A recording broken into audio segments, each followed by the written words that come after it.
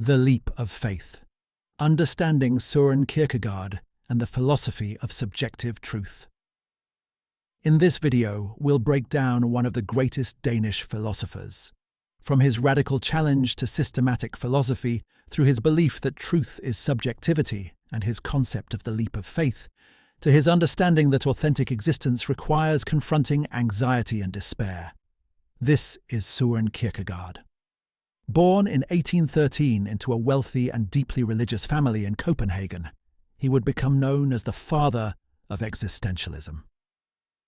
But beneath this label lies one of the most passionate and provocative thinkers in human history.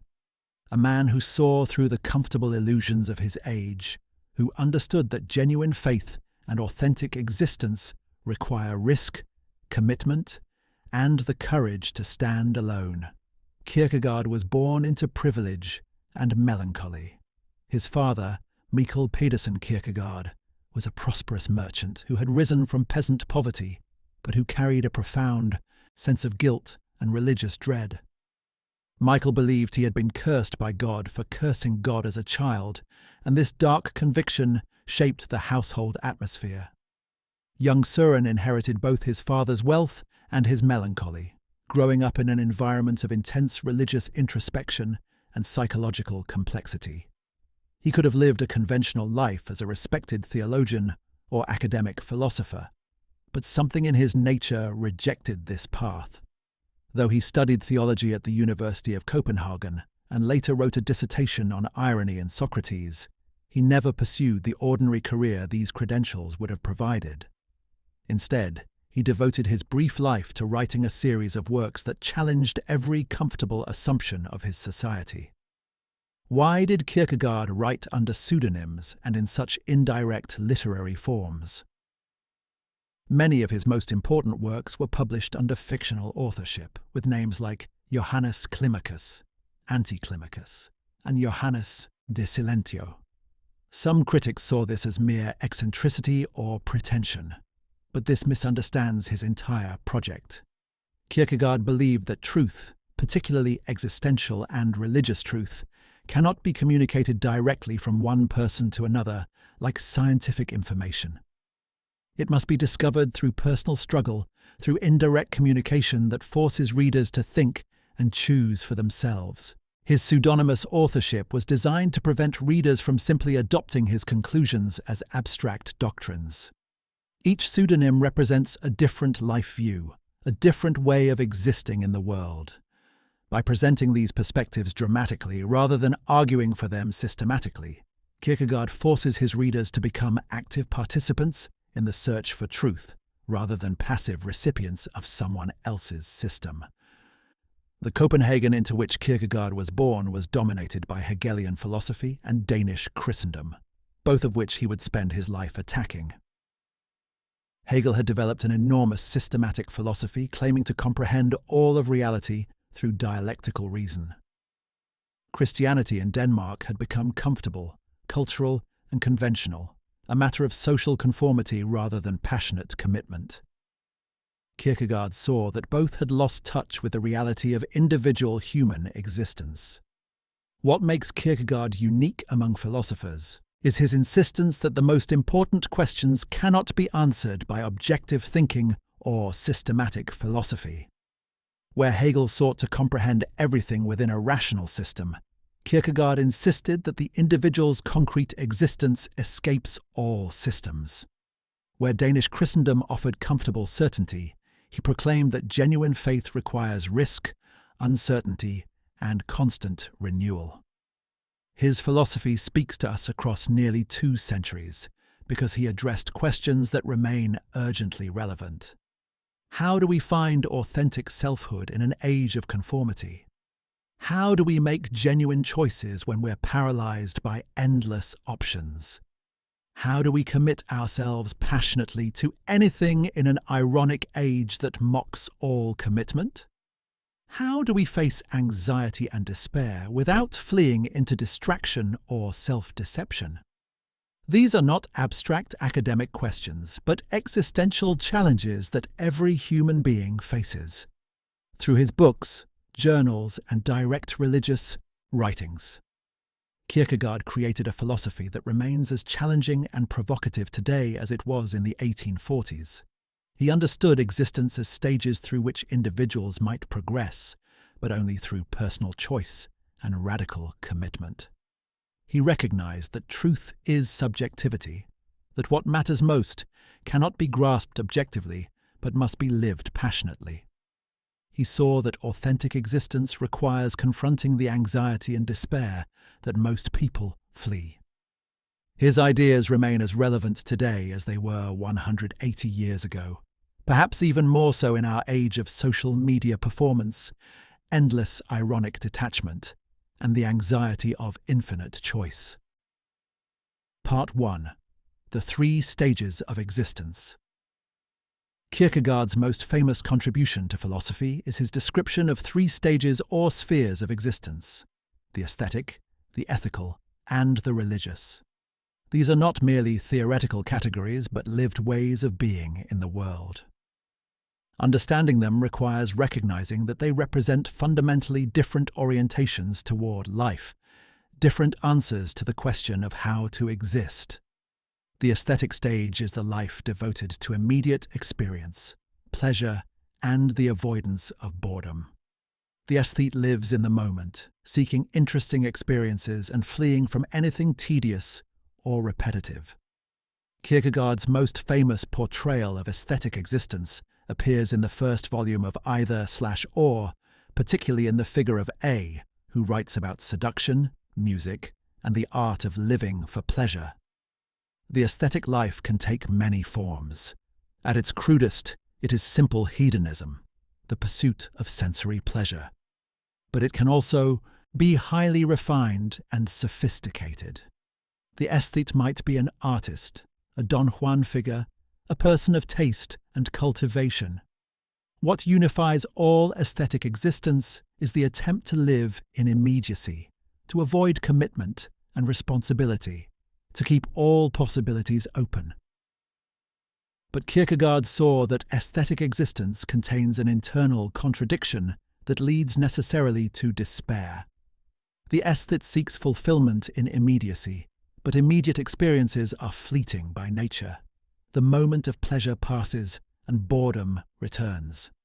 The aesthete must constantly seek new experiences, new stimulations, but finds that nothing ultimately satisfies.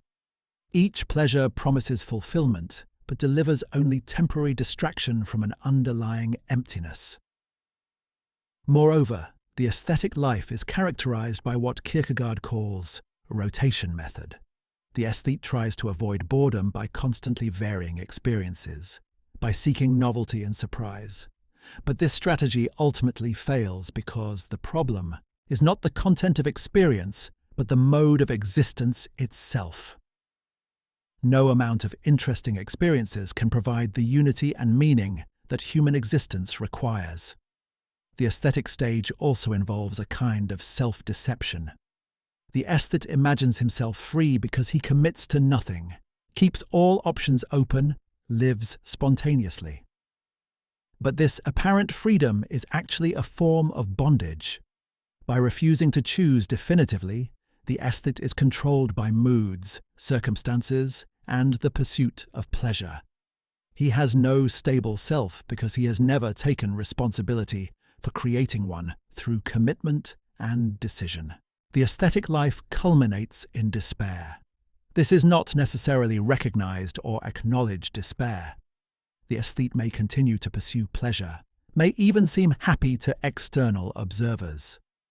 But there is an underlying dissatisfaction, a sense that something essential is missing, that life lacks depth and meaning. This despair can manifest as boredom, melancholy, or a desperate intensification of pleasure-seeking. The ethical stage represents a fundamentally different mode of existence. Where the aesthete lives for immediacy and pleasure, the ethical individual lives according to duty, universal moral principles, and commitment.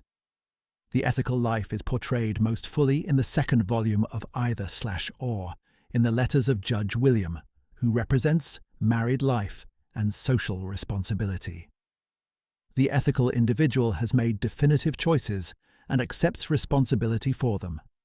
Marriage is Kierkegaard's paradigmatic example of ethical existence. In marrying, a person chooses a specific other person and commits to that choice through time. This is the opposite of the aesthete's refusal of commitment. The ethical person accepts limitation and finds freedom within it, rather than in endless possibility. Ethical existence is governed by universal principles that apply to everyone.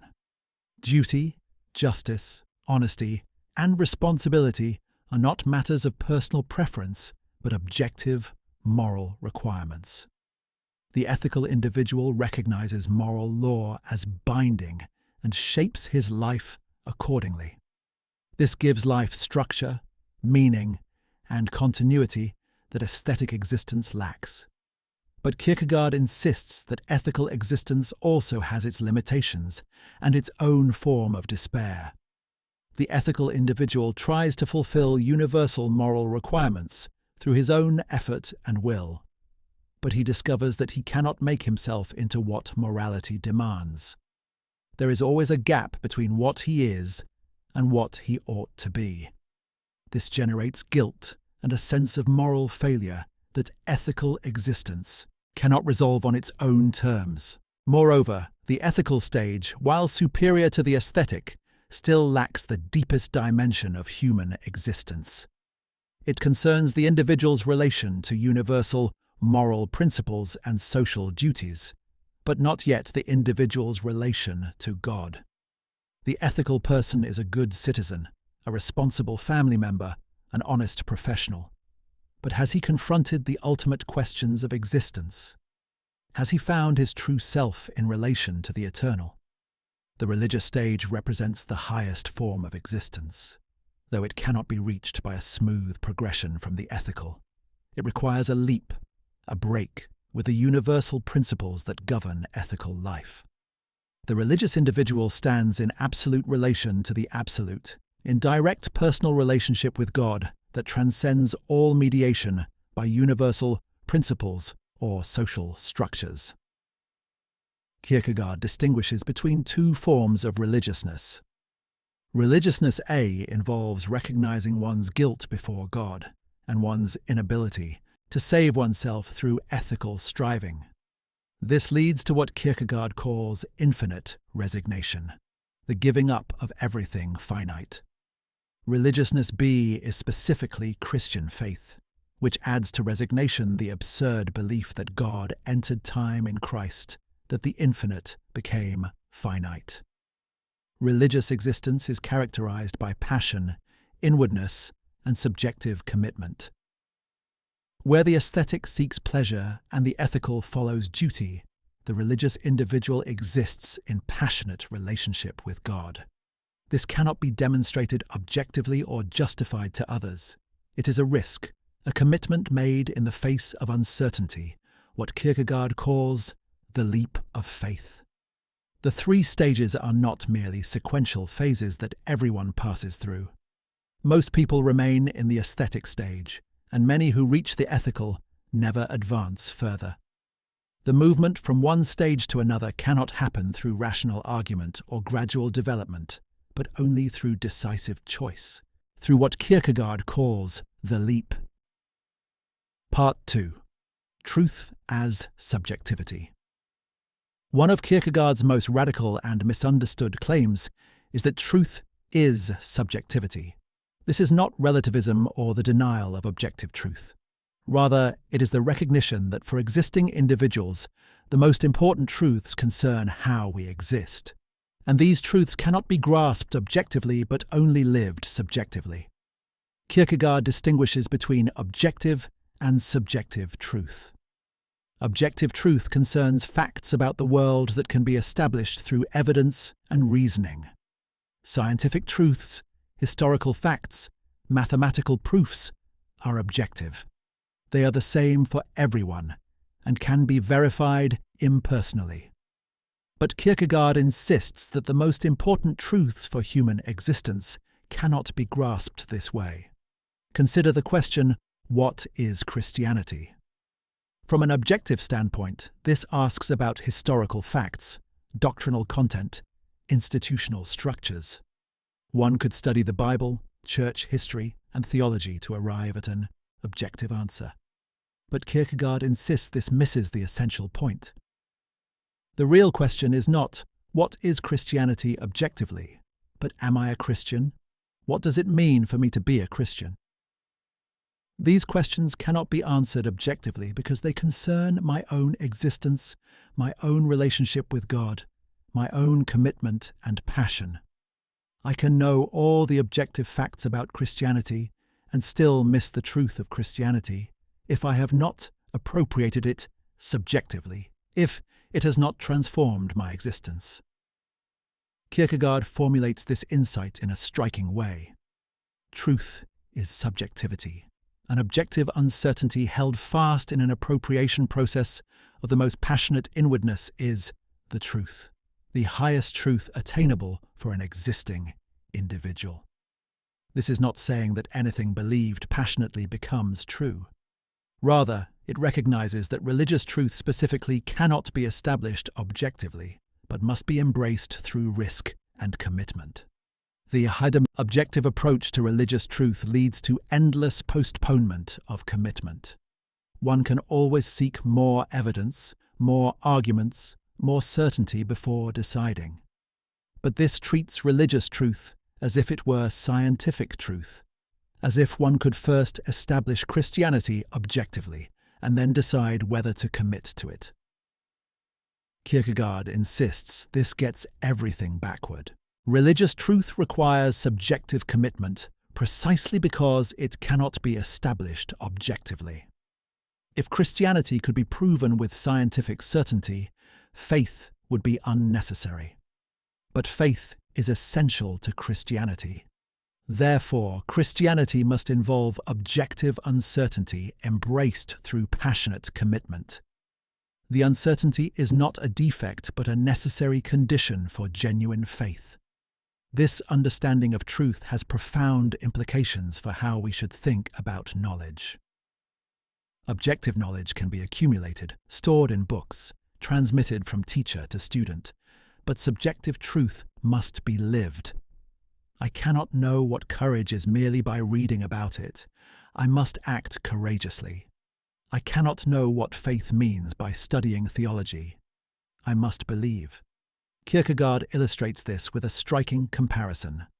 Imagine one man who prays to God with passionate inwardness, but prays to an idol, believing it to be the true God.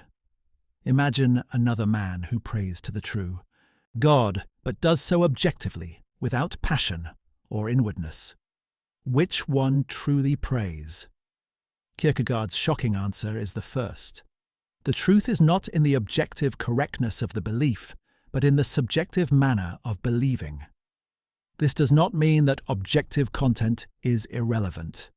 Kierkegaard is not suggesting that all religions are equally true or that sincerity is all that matters.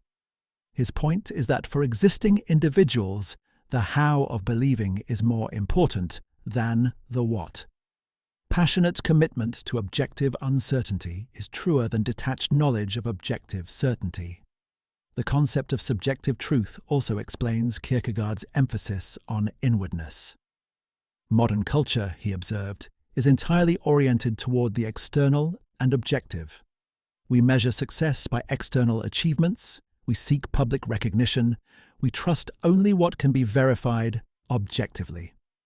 But the deepest truths about human existence concern inwardness, the quality of our inner life, the intensity of our passion and commitment. Most people, Kierkegaard complained, never discover their own subjectivity. They live entirely in externality, shaped by social expectations and conventional opinions. They know what others think, but not what they themselves genuinely believe. They pursue socially approved goals without ever asking what they truly want. They are strangers to themselves. Becoming subjective, developing inwardness, requires withdrawing from the crowd and turning attention inward. It means asking not, what do people think, but what do I think? Not, what should one do, but what should I do? Not what is Christianity in general, but what does Christianity mean for me? This emphasis on subjectivity has often been misinterpreted as narcissistic individualism or irresponsible subjectivism. But Kierkegaard insists that genuine subjectivity is the opposite of arbitrary willfulness. True inwardness involves honesty, self-examination, and responsibility. It requires facing difficult truths about oneself, rather than fleeing into comfortable illusions. The doctrine that truth is subjectivity also has implications for communication. If the most important truths cannot be communicated objectively, then direct teaching is impossible in matters of existence and faith. A teacher cannot simply transfer subjective truth to a student as one might transfer factual information. Each person must appropriate truth for themselves through personal struggle. This is why Kierkegaard uses indirect communication, pseudonyms, and literary forms rather than straightforward philosophical argument. He is not trying to convince readers of doctrines, but to provoke them to become subjective, to think for themselves, to take responsibility for their own existence. The indirection is not obscurity, but pedagogical necessity. Part 3. The concept of anxiety. Kierkegaard's analysis of anxiety and the concept of anxiety is one of his most profound and influential contributions to philosophy and psychology. Anxiety for Kierkegaard is not merely a psychological disorder to be cured, but a fundamental feature of human existence that reveals something essential about what it means to be human. Kierkegaard distinguishes anxiety from fear. Fear has a definite object. I fear the dog, the exam, the illness. But anxiety has no specific object. It is a dizziness before possibility itself, an awareness of freedom that both attracts and repels us. Anxiety is the condition of possibility for genuine human existence, but also the condition in which we are most tempted to flee into inauthenticity. The origin of anxiety lies in human freedom. Unlike animals, which are determined by instinct, or God, who is pure actuality, human beings exist in a strange intermediate condition. We are both finite and infinite, both necessity and possibility, both temporal and eternal. We must become what we are through our choices, but we face this task without certainty about what we should become. Kierkegaard traces anxiety back to the condition of innocence before the first sin. Adam in the garden exists in a state of innocent ignorance. He is commanded not to eat from the tree of knowledge, but this command awakens in him the possibility of disobedience. Anxiety is the dizzying awareness of this possibility. He can eat or not eat. Nothing determines his choice. He is free. This analysis reveals that anxiety is not the result of sin, but its precondition. Without the anxiety that comes from freedom and possibility, sin would not be possible. But equally, without anxiety, genuine human existence would not be possible. We must pass through anxiety to become authentic selves. There is no way around it, only through it. Kierkegaard identifies different manifestations of anxiety. There is the anxiety before the possible, the vertigo we feel when confronted with the infinity of what might be. There is the anxiety before evil, the disturbing awareness that we could choose wrongly. There is the anxiety before the good, for committing ourselves to good requires giving up other possibilities. Every genuine choice involves anxiety, because every choice is a leap into uncertainty. Modern life, Kierkegaard observed, has countless ways of fleeing from anxiety. We distract ourselves with entertainment, busy ourselves with trivial tasks, lose ourselves in the social conformity, numb ourselves with pleasure. All these strategies have the same structure. They avoid the confrontation with freedom and possibility that generates anxiety. But fleeing from anxiety is fleeing from ourselves. To refuse anxiety is to refuse freedom, and to refuse freedom is to refuse to become a self. The person who successfully avoids all anxiety has not achieved peace, but has merely succeeded in not existing as a genuine individual. He has become what Heidegger would later call das Man, the anonymous they who never takes responsibility for existence. Kierkegaard insists that anxiety must be faced and endured, not escaped. Anxiety is educative. It teaches us about freedom, about possibility, about the gravity of our choices. The person who has learned from anxiety has learned to choose genuinely, to take responsibility for existence, to become a self in the fullest sense. The relationship between anxiety and freedom also illuminates the human condition more broadly. We long for freedom, but are terrified by it. We want infinite possibility, but also crave necessity and determination. We wish to be unique individuals, but also desire to lose ourselves in the crowd. This ambivalence is not a defect to be overcome, but the permanent structure of human existence. Kierkegaard's analysis anticipated much of 20th century existentialism and existential psychology. Heidegger's concept of angst, Sartre's nausea, and Camus' absurdity all echo Kierkegaard's anxiety. Existential psychologists like Rollo May drew directly on Kierkegaard's insights in developing therapeutic approaches to anxiety. But Kierkegaard's treatment differs from later existentialists in a crucial respect. For him, anxiety points beyond itself to the religious dimension of existence. Anxiety ultimately concerns our relation to God, our dependence on the eternal, our need for redemption. The person who faces anxiety honestly will discover not just their freedom, but their creatureliness, not just their possibility, but their guilt and need. The connection between anxiety and sin is particularly important in Kierkegaard's analysis. Anxiety is the psychological condition in which sin becomes possible, but it is not itself sin. We are not guilty for experiencing anxiety, but for how we respond to it. When we flee anxiety into self-deception, when we refuse the responsibility freedom imposes, when we try to make ourselves God or reduce ourselves to mere things, we fall into sin. The Christian resolution to anxiety for Kierkegaard is faith. Faith does not eliminate anxiety but transforms it. The person of faith still experiences the vertigo of freedom and possibility, but now understands these in relation to God. Anxiety becomes the condition in which we learn to trust not ourselves but God, to accept our finitude, to rest in the eternal despite temporal uncertainty. Understanding anxiety properly also reveals the inadequacy of both rationalism and romanticism in addressing human existence. Rationalism tries to eliminate anxiety through systematic knowledge and logical certainty, but this fails because existence itself is uncertain. Romanticism tries to overcome anxiety through aesthetic immersion in feeling and immediacy, but this fails because it refuses the responsibility that generates anxiety. Only the religious understanding, which accepts anxiety as the human condition and finds resolution in faith, adequately addresses human existence. Part 4.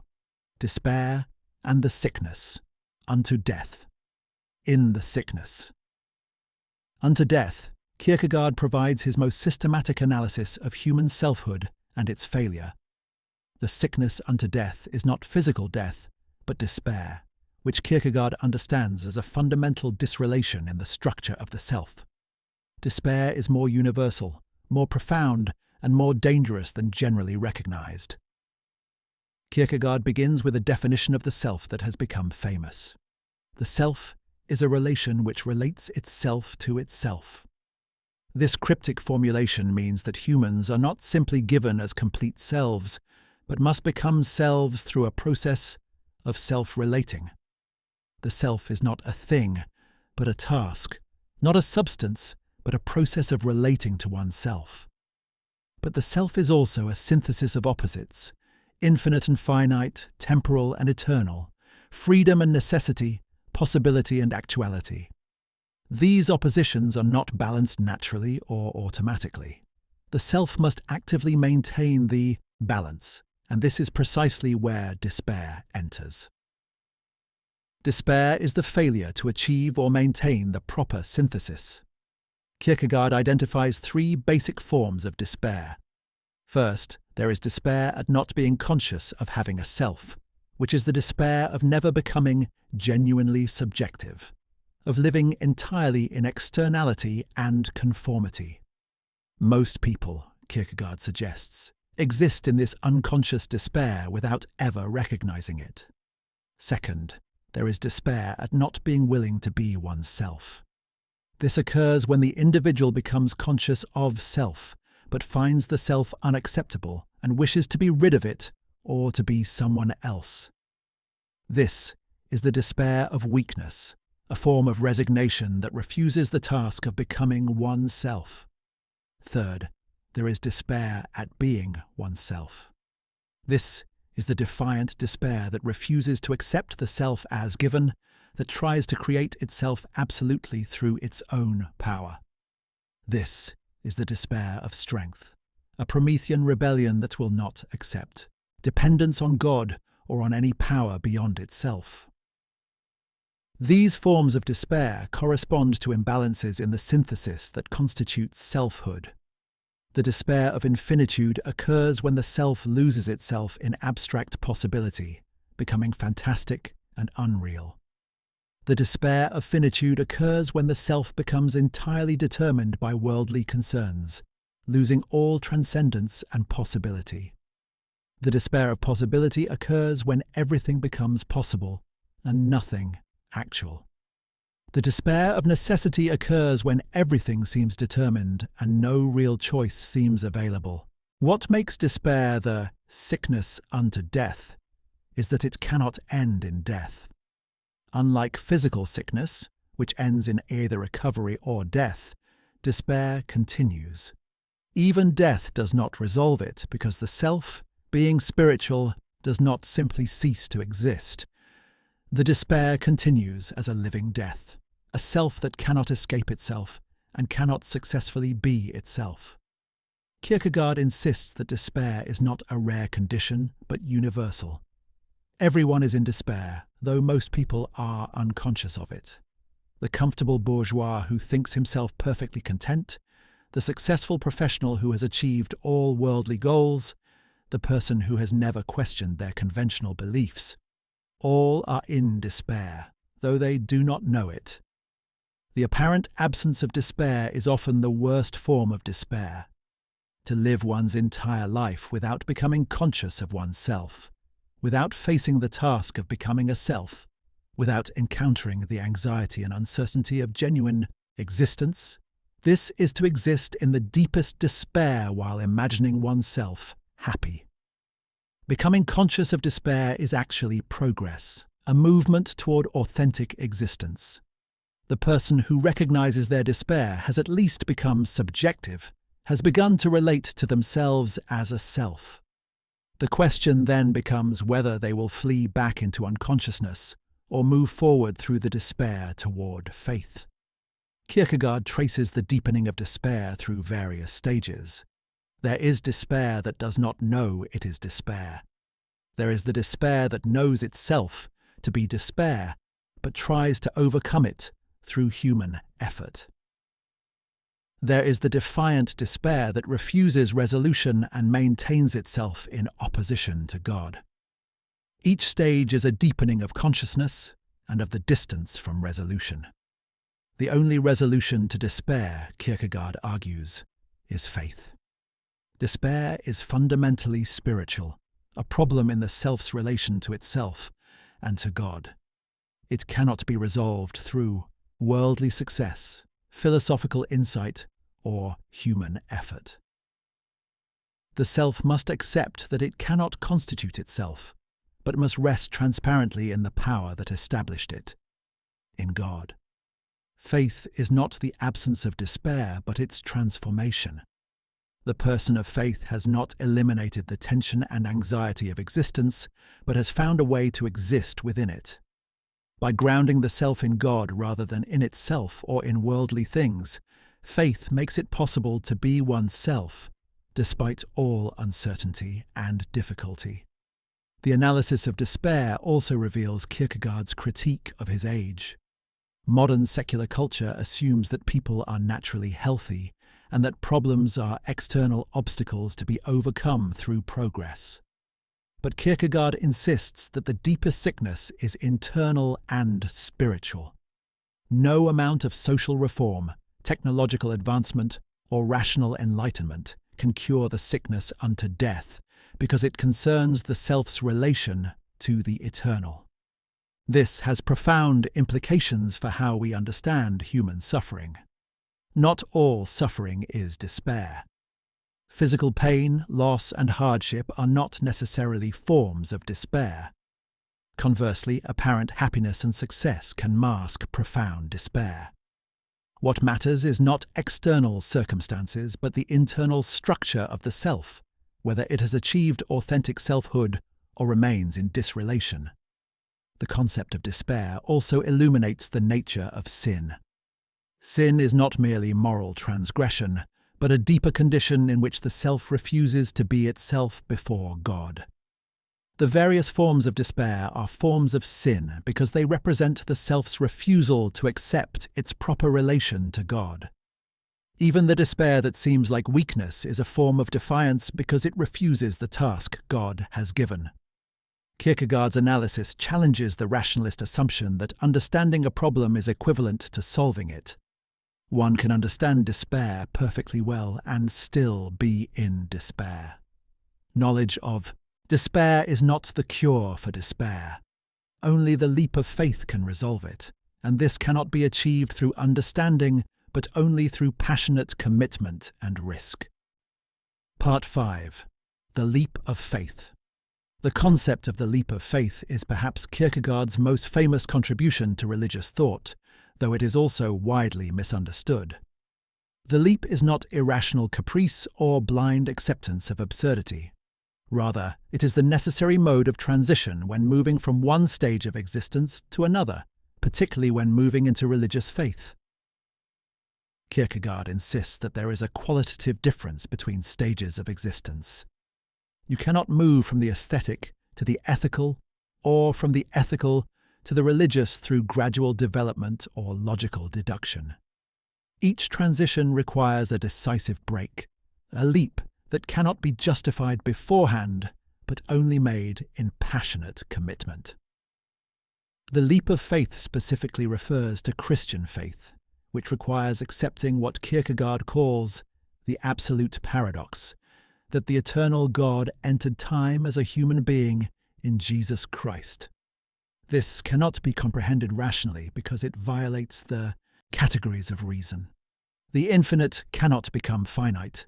The eternal cannot enter time. Yet Christianity asserts precisely this. Rational thought, Kierkegaard argues, always seeks to mediate between opposites, to find a middle term that explains how they connect. But the incarnation cannot be mediated.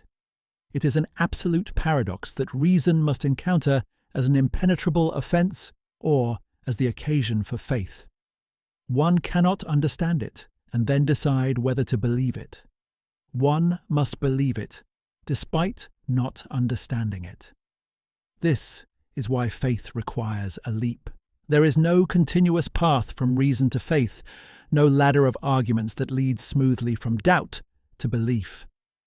At some point, the individual must leap across a chasm, must commit despite uncertainty, must embrace the paradox without being able to resolve it rationally. The leap is not a one-time event, but a continuous activity.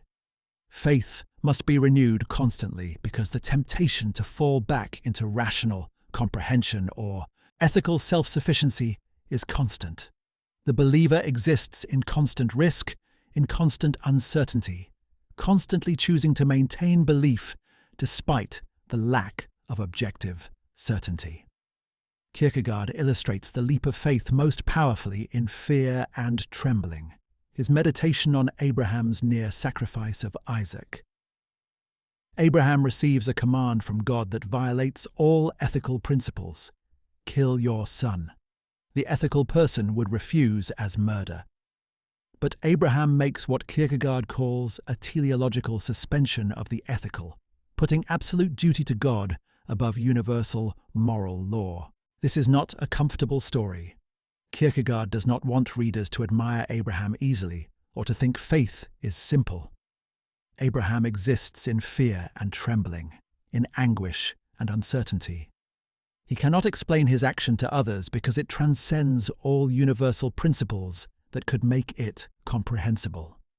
He stands alone before God in absolute relation to the absolute. What makes Abraham's action faith rather than madness is the double movement it involves. First, Abraham makes infinite resignation, giving up Isaac completely, accepting that he will lose what he loves most. But then, in the same moment, he makes the movement of faith. He believes that by virtue of the absurd he will receive Isaac back, that God will provide a way even though reason sees no possibility. This double movement, resignation and faith, losing everything and believing in restoration, cannot be understood from outside. To an observer, Abraham appears either mad or monstrous. He cannot appeal to universal principles to justify his action because faith transcends the universal. He stands alone in absolute responsibility, making a choice that cannot be made comprehensible to others. The leap of faith reveals the inadequacy of Hegelian philosophy, which claims to comprehend everything within a rational system.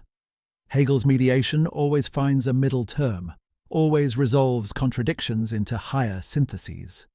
But some contradictions cannot be resolved rationally. Some choices cannot be comprehended systematically. Existence escapes the system. The leap also reveals the inadequacy of aesthetic existence. The aesthete keeps all possibilities open, commits to nothing definitively, maintains ironic distance from all beliefs.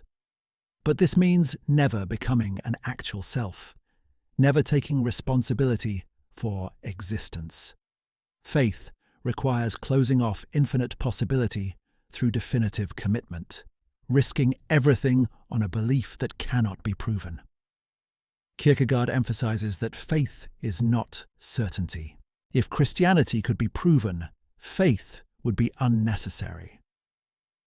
Faith exists precisely in the space of uncertainty, of objective ambiguity. The believer does not have knowledge that unbelievers lack, but has made a commitment that unbelievers have not made. This understanding challenges conventional apologetics, which tries to provide rational proofs for Christianity. Kierkegaard insists such proofs are both impossible and unnecessary. Impossible because the incarnation is paradoxical and cannot be demonstrated rationally. Unnecessary because faith does not require proof, but must exist despite the lack of proof. The concept of the leap also has implications for how faith relates to doubt. Many Christians view doubt as the opposite of faith, as something to be overcome or suppressed. But Kierkegaard suggests that doubt is the constant companion of genuine faith. Because faith lacks objective certainty, because it involves risk and commitment to paradox, doubt is always present as a possibility. What matters is not eliminating doubt, but how one responds to it. The person of faith chooses to believe despite doubt, renews the commitment despite uncertainty, makes the leap again and again. This is not weakness, but the genuine strength of faith, which exists not in security but in passionate inwardness maintained despite all objective uncertainty. The leap of faith is also profoundly individual. No one can make the leap for someone else. Parents cannot give faith to children, teachers to students, priests to congregations. Each person must leap for themselves. This makes Christianity essentially individual, even though it is lived in community. Understanding the leap helps clarify why Kierkegaard rejects both rationalism and romanticism in religion. Rationalism tries to eliminate risk through proof and certainty, but this eliminates faith itself. Romanticism tries to avoid decision through aesthetic experience and feeling, but this also avoids genuine faith. Only the leap, made in fear and trembling, in uncertainty and risk, constitutes authentic Christian existence. Part 6. Irony and Indirect Communication. Kierkegaard's use of irony and indirect communication is not merely stylistic preference, but follows necessarily from his understanding of truth and existence. If the most important truths concern subjectivity and cannot be communicated directly, then the proper mode of philosophical communication must be indirect, must force readers to think for themselves rather than simply accepting doctrines. Kierkegaard's dissertation, The Concept of Irony with Continual Reference to Socrates, establishes his understanding of irony as both a philosophical method and an existential stance. Socrates used irony to undermine his interlocutors' confident claims to knowledge, revealing that they did not truly understand what they thought they understood. This negative function of irony clears the ground for genuine inquiry. But irony can also become an end in itself, a permanent stance of detachment from all commitments. The romantic ironist maintains distance from all beliefs, treating everything as material for aesthetic play. This is not genuine freedom, but a refined form of aesthetic existence, a refusal to take anything seriously enough to commit to it. Kierkegaard himself uses irony extensively, but always in service of serious purposes. His pseudonyms allow him to present various life views dramatically, without endorsing any of them directly. Readers must decide for themselves which pseudonym speaks truth, which way of existing is authentic. This forces active engagement rather than passive reception. The pseudonymous authorship creates a complex structure in which no single voice represents Kierkegaard's own views. Johannes Climacus presents philosophy. Anti-Climacus presents an exalted view of Christianity. The aesthete A presents aesthetic existence. Each voice is internally consistent but limited, representing one possibility of existence rather than complete truth. This structure reflects Kierkegaard's conviction that existential truth cannot be stated abstractly but must be lived concretely. Rather than arguing that aesthetic existence is inadequate, he lets readers experience aesthetic existence through A's writings and discover its contradictions for themselves. Rather than proving that faith requires a leap, he presents Abraham's story and lets readers struggle with its implications. Indirect communication also respects the reader's freedom. Direct teaching treats the reader as passive recipient of information. But in matters of existence and faith, each person must appropriate truth for themselves through personal decision. Kierkegaard cannot make readers become ethical or religious. He can only create the conditions that might provoke the leap. The contrast between Socratic and Christian communication illuminates Kierkegaard's method. Socrates used irony to help people discover truth they already possessed implicitly through recollection. But Christian truth is not something the individual already possesses, but something that must be received from outside through revelation. Yet it still requires personal appropriation through decision and commitment. Kierkegaard distinguishes between communication of knowledge and communication of capability. Knowledge can be communicated directly. I can tell you a fact, and if you understand my words, you now know the fact. But capabilities cannot be communicated directly. I cannot make you courageous by describing courage. You must act courageously yourself. Similarly, I cannot make you a person of faith by describing faith. You must believe yourself. This explains why Kierkegaard's works are often frustrating and difficult. He deliberately avoids giving readers clear answers or systematic doctrines they can simply adopt. Instead, he presents contradictions, paradoxes, and competing perspectives that force readers to think, to struggle, to make their own decisions. The difficulty is pedagogical, designed to prevent passive reading. The pseudonymous method also allows Kierkegaard to explore possibilities without committing himself prematurely. He can present the aesthetic life fully and sympathetically, while ultimately showing its inadequacy. He can present ethical existence seriously while showing it is not the highest stage. Each pseudonym represents a real possibility of human existence that must be taken seriously. Some readers have found Kierkegaard's indirection dishonest or cowardly. Why not state your views directly rather than hiding behind pseudonyms? But this criticism misunderstands the project.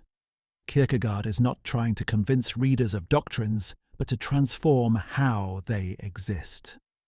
Direct statement would make his works into just another philosophical system to be accepted or rejected intellectually, rather than appropriated existentially. The use of literary forms, stories, letters, journal entries, dramatic presentations, further serves indirect communication. Rather than abstract argument, Kierkegaard presents concrete individuals in specific situations.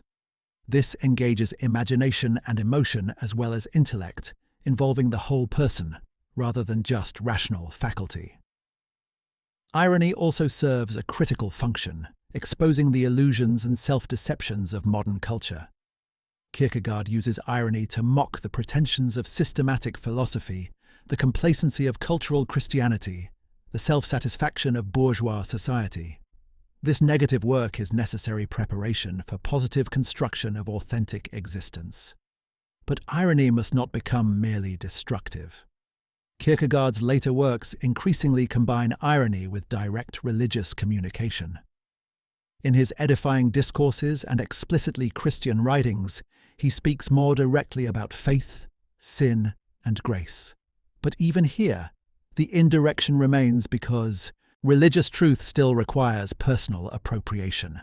The concept of indirect communication also reveals Kierkegaard's understanding of authority. He refuses to claim authority as a teacher or religious leader. His pseudonyms are fictional authors with no authority. Even in signed works, he presents himself as without authority, as merely calling attention to what Christianity demands, rather than authoritatively proclaiming it. This refusal of authority reflects his critique of Christendom. Christianity in Denmark had become a matter of external authority: the Church, the Bible, tradition.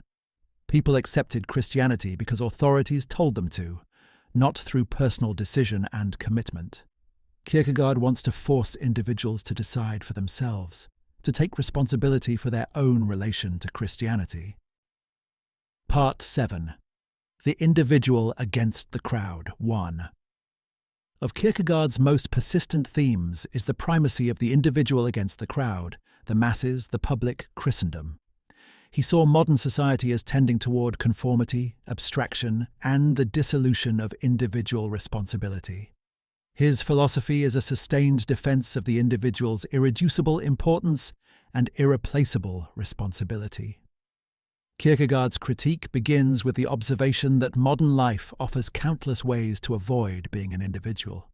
We can lose ourselves in social roles, in public opinion, in abstract causes, in conventional morality. We can hide in the crowd, where no one is responsible because everyone is responsible. We can become what Heidegger would later call das Man, the anonymous they. The crowd for Kierkegaard is untruth.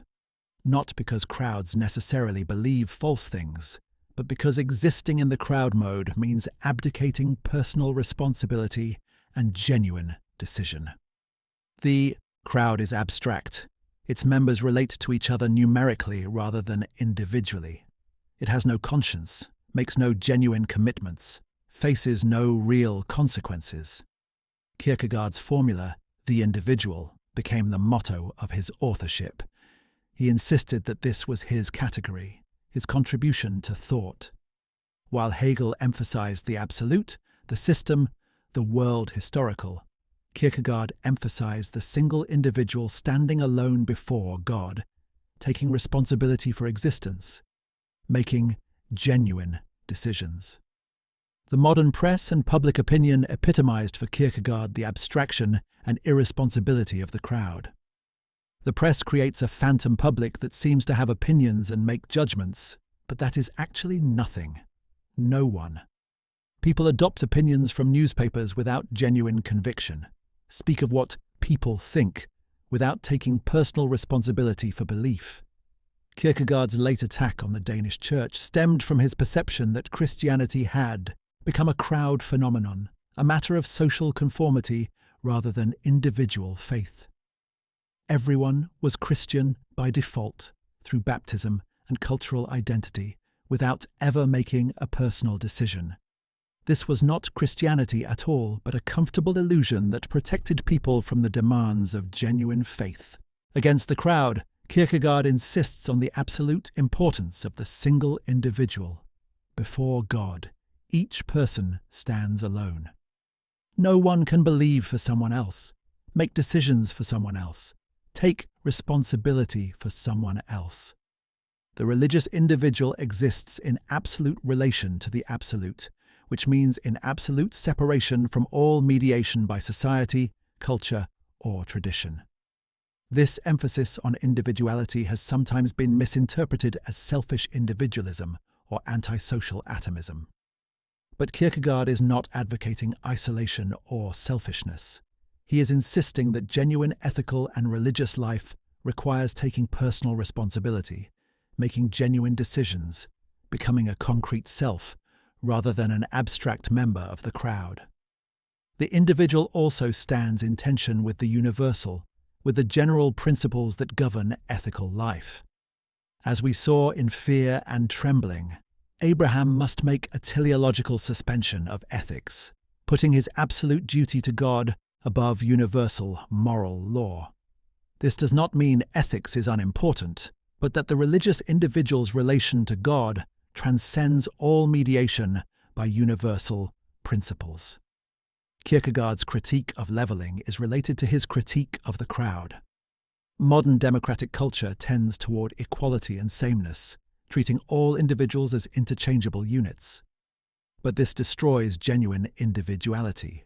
True equality would recognize each person's unique, irreplaceable existence. False equality reduces everyone to the same level, eliminating distinction and excellence. The concept of the individual also has implications for understanding Christianity. Christianity is essentially a religion of individuals, though it is lived in community. Jesus calls individuals to follow him, not crowds. Each person must decide for themselves what to make of the claim that this man is God. Accepting Christianity because everyone else does, because it is culturally expected, is not a genuine Christian faith. Kierkegaard saw that modern mass society was making genuine individuality increasingly difficult. With the expansion of democracy, the growth of mass media, the dominance of public opinion, individuals found it harder to stand alone, to think independently, to take responsibility for existence. This trend has only accelerated since his time. Yet Kierkegaard insists that becoming an individual is possible in any age. It requires courage to stand apart from the crowd, to face anxiety and uncertainty alone, to take full responsibility for one's existence. It requires refusing the comfort of conformity and the security of following conventional opinion. It requires what Nietzsche would later call becoming who you are. The relationship between individual and community is complex in Kierkegaard's thought. He does not advocate complete isolation. The individual exists in relation to others, in family, in church, in society. But these relations must not dissolve individuality into collectivity. The genuine individual relates to others as individual to individual, not as anonymous member of crowd to anonymous member of crowd. This also clarifies Kierkegaard's understanding of love. Genuine love is between individuals. between concrete persons with names and faces. Abstract love of humanity, which means everyone in general and no one in particular, is not real love. The commandment to love one's neighbor means loving the specific individuals one encounters, taking responsibility for concrete relationships. The primacy of the individual also explains Kierkegaard's rejection of world historical thinking. Hegel and his followers were concerned with the march of spirit through history, with great movements and epochs, with the objective development of freedom. But this perspective makes individual existence unimportant, a mere moment in a larger process. Kierkegaard insists that each individual's existence is absolute, not merely a means to some historical end. The emphasis on the individual has made Kierkegaard a prophet for modern readers living in mass society. We continue to face the pressures toward conformity, the temptations to lose ourselves in crowds, physical or virtual, the difficulty of maintaining genuine individuality. His insistence that each person is absolutely important, absolutely responsible, offers resources for resisting these pressures. Part 8. The Moment and Eternity. Kierkegaard's understanding of time, particularly the concepts of the moment and its relation to eternity, represents one of his most profound philosophical contributions. Unlike traditional philosophy, which often treats time as a homogeneous succession of instants, Kierkegaard sees decisive moments as qualitatively different, as occasions for transformation and encounter with the eternal. The concept of the moment appears most prominently in philosophical fragments. The moment is not just any instant in time, but the decisive occasion when the eternal enters time, when transformation becomes possible, when an individual encounters truth that changes everything. For Christianity specifically, the moment is the incarnation, when God entered time in Christ. This moment is paradoxical because it unites opposites that seem necessarily separated. The eternal is by definition outside time, unchanging, not subject to temporal succession. The temporal is by definition in time, changing, succeeding from moment to moment. How can the eternal enter the temporal? This is the absolute paradox that reason cannot comprehend, but that faith embraces. The moment also applies to individual existence. There are decisive moments when a person encounters truth, makes a fundamental choice, transforms from one mode of existence to another. These are not just any moments but qualitatively unique occasions. Before such a moment, one exists in one way, after it, in a fundamentally different way. Kierkegaard contrasts the Christian understanding of the moment with the Socratic view represented in Plato's philosophy. For Socrates, learning truth is recollection of what one already knows eternally. The temporal occasion of learning is relatively unimportant. What matters is eternal truth that was always already possessed. There is no decisive moment that changes everything. But Christianity insists that the moment is absolutely decisive. Before Christ, humanity existed in sin and error, separated from truth. The moment of Christ's coming is not just one moment among others, but the moment that transforms everything, that makes salvation possible. And for each individual, the moment of encountering Christ in faith is equally decisive. This gives time and history new significance. If truth were simply eternal, as in Platonism, then history would be relatively unimportant, mere shadow of eternal forms. But if the eternal enters time in Christ, then history becomes the sphere of decision and salvation. What happens in time matters absolutely. The moment also relates to decision and choice. Every genuine decision occurs in a moment, a now, when one commits oneself definitively. The aesthete tries to avoid such moments, keeping all options open, living in possibility rather than actuality. The ethical and religious individual accepts the moment, commits despite uncertainty, transforms existence through decisive choice. Kierkegaard's analysis of the moment influenced later existentialist thought significantly.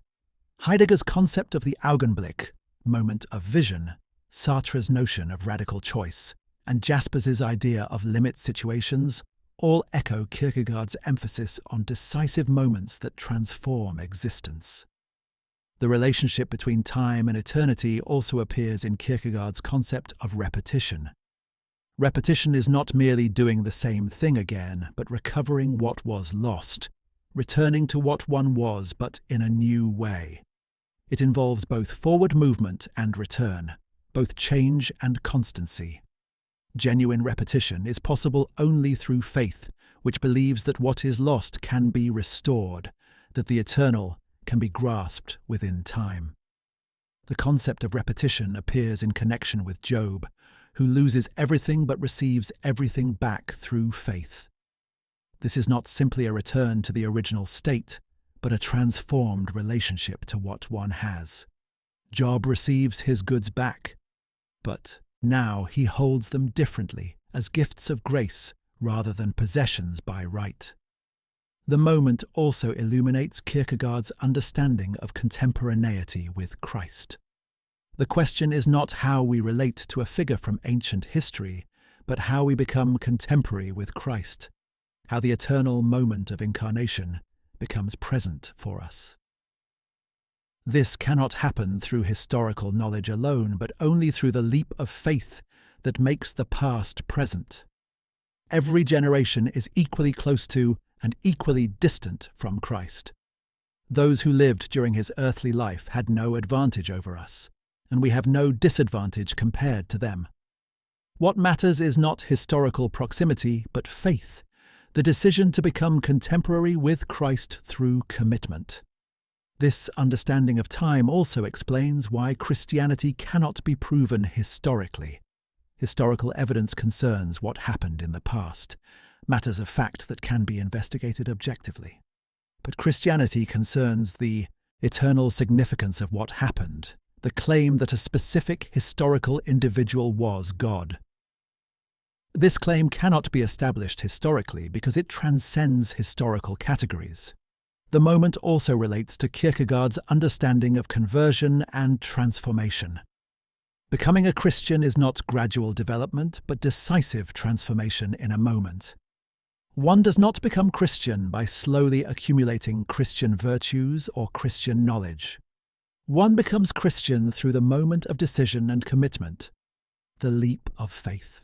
The relationship between time and eternity also has implications for how we understand existence itself. We are temporal beings who must exist in time, making choices, taking actions, changing and developing. But we are also related to the eternal, aware of eternity, drawn toward eternal truth and meaning. This tension between temporal and eternal is the structure of human existence. Kierkegaard's emphasis on the moment challenges philosophical approaches that treat time as mere succession, or as ultimately unreal compared to eternity. Time is the sphere of decision, of authentic existence, of encounter with God.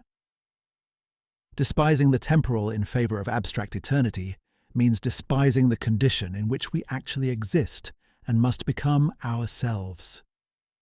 The concept of the moment also reveals why patience and impatience are both important in different ways. We must have patience with temporal processes, must accept that we exist in time and cannot escape it. But we must also have holy impatience about decisive moments, must recognize when transformation is possible and leap without endless postponement. Part 9. The Night of Faith.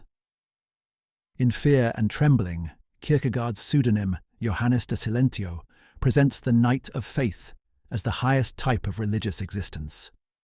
The night of faith has passed through infinite resignation, but has then made the further movement of faith, believing that by virtue of the absurd he will receive back what he has resigned. This figure represents authentic Christian existence in its most radical form. The night of faith must be distinguished from the night of infinite resignation. The latter has made the movement of giving up everything finite, has renounced all worldly attachments, has accepted that what he loves most must be lost. This is already a great achievement, requiring strength and clarity. But it is not yet faith. The knight of faith makes a double movement. First, like the knight of resignation, he gives up everything, accepts loss, renounces finite goods. But then, in the same moment, he believes he will receive everything back by virtue of the absurd. He believes that the impossible is possible, that what has been given up will be restored, not through natural causality, but through the power of God. Johannes illustrates this with Abraham, who is the pattern of the knight of faith.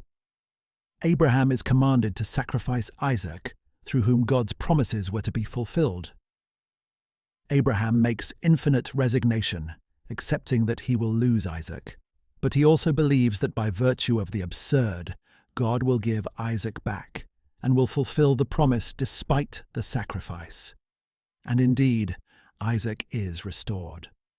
What makes faith difficult and profound is that these two movements, resignation and faith, occur simultaneously. The knight of faith does not first resign and then later come to believe. In the same moment, he both gives up everything and believes in restoration. This is why faith is paradoxical and cannot be understood from outside. The knight of faith looks exactly like everyone else externally. He goes about ordinary life, performs his duties, and appears unremarkable. Johannes imagines encountering a knight of faith who seems like a typical middle-class Copenhagener, someone you would never suspect of existing in extraordinary spiritual intensity. This concealment is essential to religious life. What distinguishes the knight of faith internally is not external behavior, but inwardness, the quality of passionate commitment and absolute relation to God. He has made movements that separate him infinitely from ordinary existence, but he returns to the finite world and exists there with new meaning. He enjoys finite goods not as possessions, but as gifts constantly renewed by faith. The knight of faith cannot communicate his position to others. He cannot explain or justify what he does in terms that would make it comprehensible universally. Abraham cannot tell Sarah or his servants why he must sacrifice Isaac because the religious duty transcends all universal ethical principles. He exists in silence before God, in absolute responsibility that cannot be shared or explained. This incommunicability is not a defect, but essential to the religious sphere. If faith could be communicated directly and justified universally, it would become another form of ethical existence, another set of principles anyone could follow. But faith is precisely what cannot be mediated or generalized. It is always individual, always requiring personal decision and risk. The knight of faith also differs from the tragic hero, who sacrifices himself for something universal and comprehensible. Agamemnon sacrifices Iphigenia to save the Greek fleet, a tragic but ethically comprehensible action. Abraham's near sacrifice of Isaac serves no universal purpose, violates rather than fulfills ethical duty. He can be admired only through faith, not through ethical categories. Johannes emphasizes that he himself cannot understand the knight of faith, cannot make the movement of faith. He can achieve infinite resignation, but not the further movement that believes in restoration. This confession of inability is crucial. Faith is not something anyone can produce through effort or understanding. It is a gift, a possibility that remains beyond natural human capacity. The description of the knight of faith also critiques the rationalized, culturally comfortable Christianity of Kierkegaard's Denmark. People claimed to be Christians without risk, without passion, without the radical movements of resignation and faith. They treated faith as cultural inheritance or reasonable conviction, rather than as existential crisis and miracle. The knight of faith exists in constant insecurity and risk. He cannot point to objective evidence for his belief, cannot prove that his faith is justified. He maintains belief despite all objective uncertainty, renews his commitment constantly, always exists in the possibility of offense and doubt. This is what makes faith faith rather than knowledge or reasonable conclusion. Johannes also emphasizes that the knight of faith finds joy in finite existence, that the knight of resignation cannot experience. Having given up everything and received it back through faith, the knight of faith enjoys the world with grateful amazement. Every moment is a gift. Every finite good is a miracle. He is not world-denying, but world-affirming, though in a completely transformed mode. The concept of the knight of faith reveals Kierkegaard's positive understanding of what authentic Christian existence looks like. It is not grim self-denial or anxious fear, but passionate commitment combined with joyful trust. It requires facing the worst possibilities, loss, death, meaninglessness, and yet believing in God's goodness and faithfulness. This ideal also shows why Christianity is so rare and demanding. Most people cannot make even the first movement of infinite resignation, much less the second movement of faith. They remain in aesthetic or ethical existence, never confronting the religious dimension. Even among those who consider themselves Christian, few exist with the passion and risk of the knight of faith. The knight of faith also cannot be imitated or produced through technique.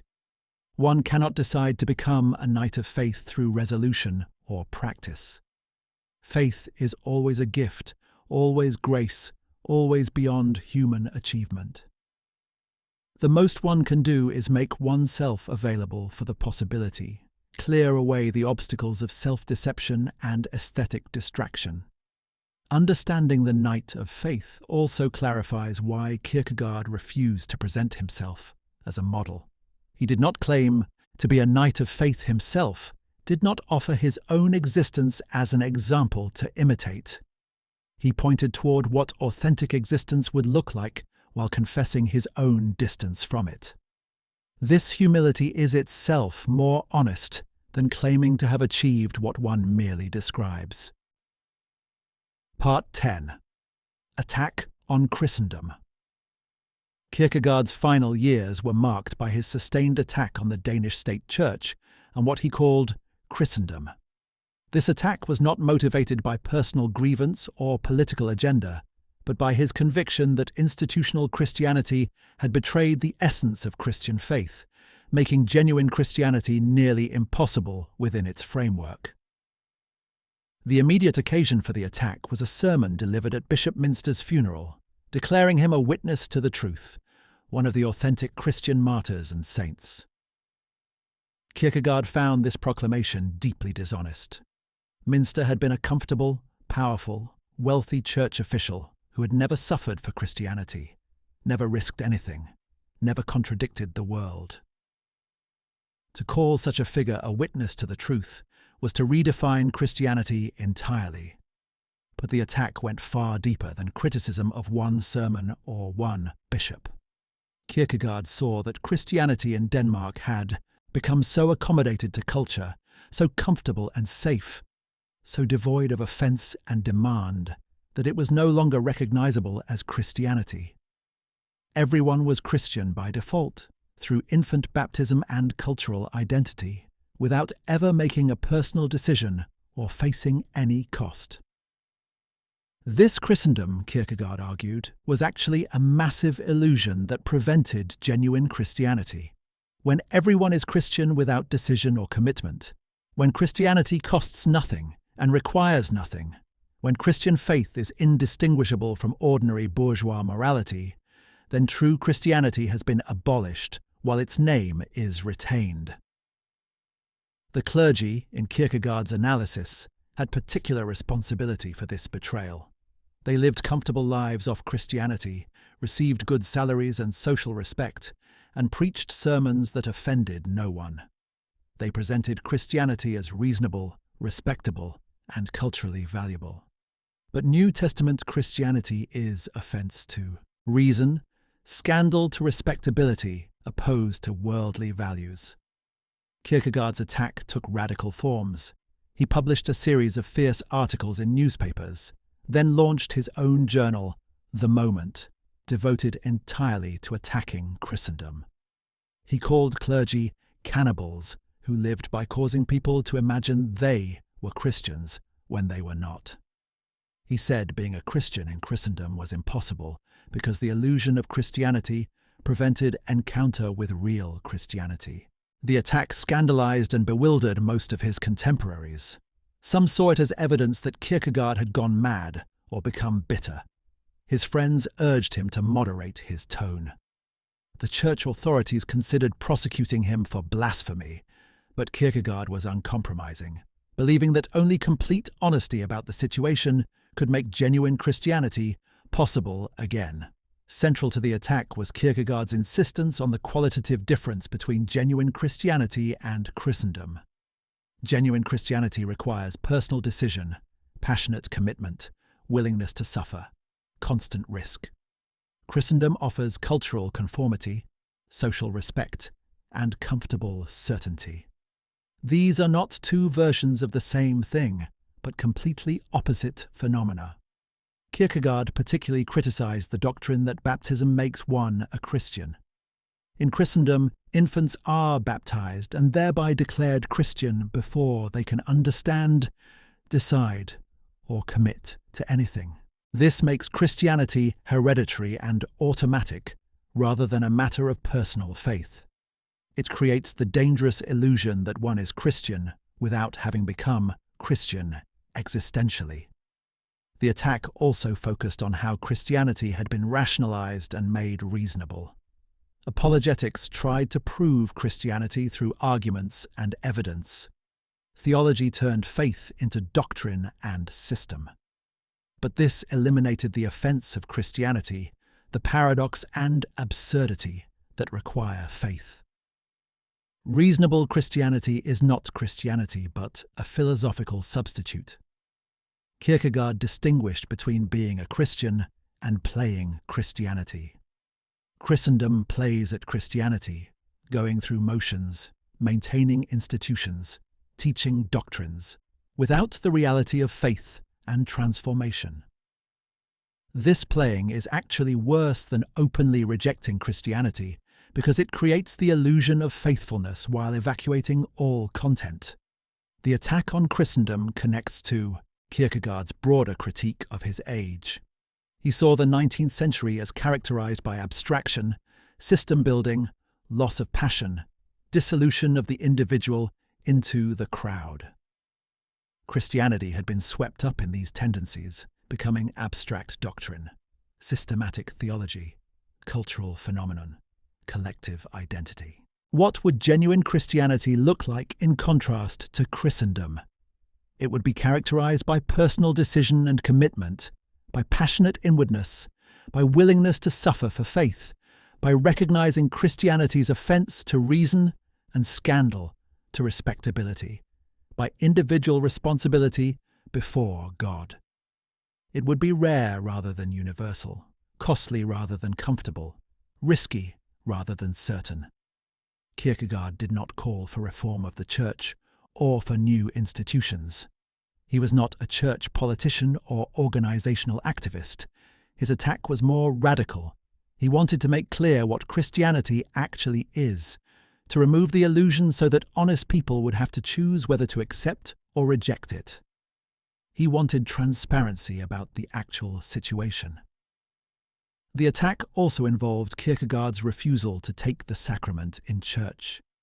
He declared that he could not participate in something that mocked what it claimed to represent.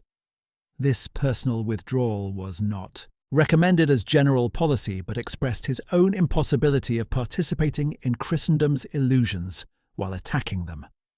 Some critics then and now have seen the attack as too harsh, too uncharitable, too absolutist. Surely there were genuine Christians within the church. Surely not everything about institutional Christianity was false. Surely such total condemnation was unwarranted. But Kierkegaard insisted on clarity about the fundamental situation, even if it required harsh language and total criticism. The attack on Christendom ultimately exhausted Kierkegaard physically and emotionally. He collapsed on the street in October 1855 and died in November at age 42, refusing to take communion from a priest because he did not recognize what the Church offered as genuine Christianity. His last words insisted that he had lived for an idea. The significance of the attack extends beyond its immediate context. Kierkegaard identified a permanent temptation of Christianity to accommodate itself to culture, to become comfortable and respectable, to lose its offense and demand. Every age faces this temptation in different forms. The attack on Christendom remains relevant wherever Christianity becomes merely cultural identity rather than personal faith. Part 11. Love and the Neighbour. Though Kierkegaard is often associated with anxiety, despair, and the difficulties of existence, he also wrote extensively about love, particularly in works of love. His understanding of love is distinctive, emphasizing duty and the universal command to love the neighbor rather than romantic emotion or selective preference.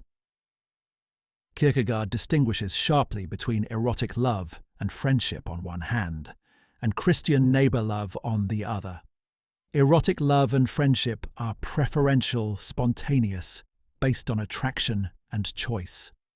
I love this person because of their qualities, because they attract me, because I choose them. This love is not commanded. It arises naturally in response to its object's desirability. Neighbor love is commanded. You shall love your neighbor as yourself. This command is universal, applying to everyone without exception.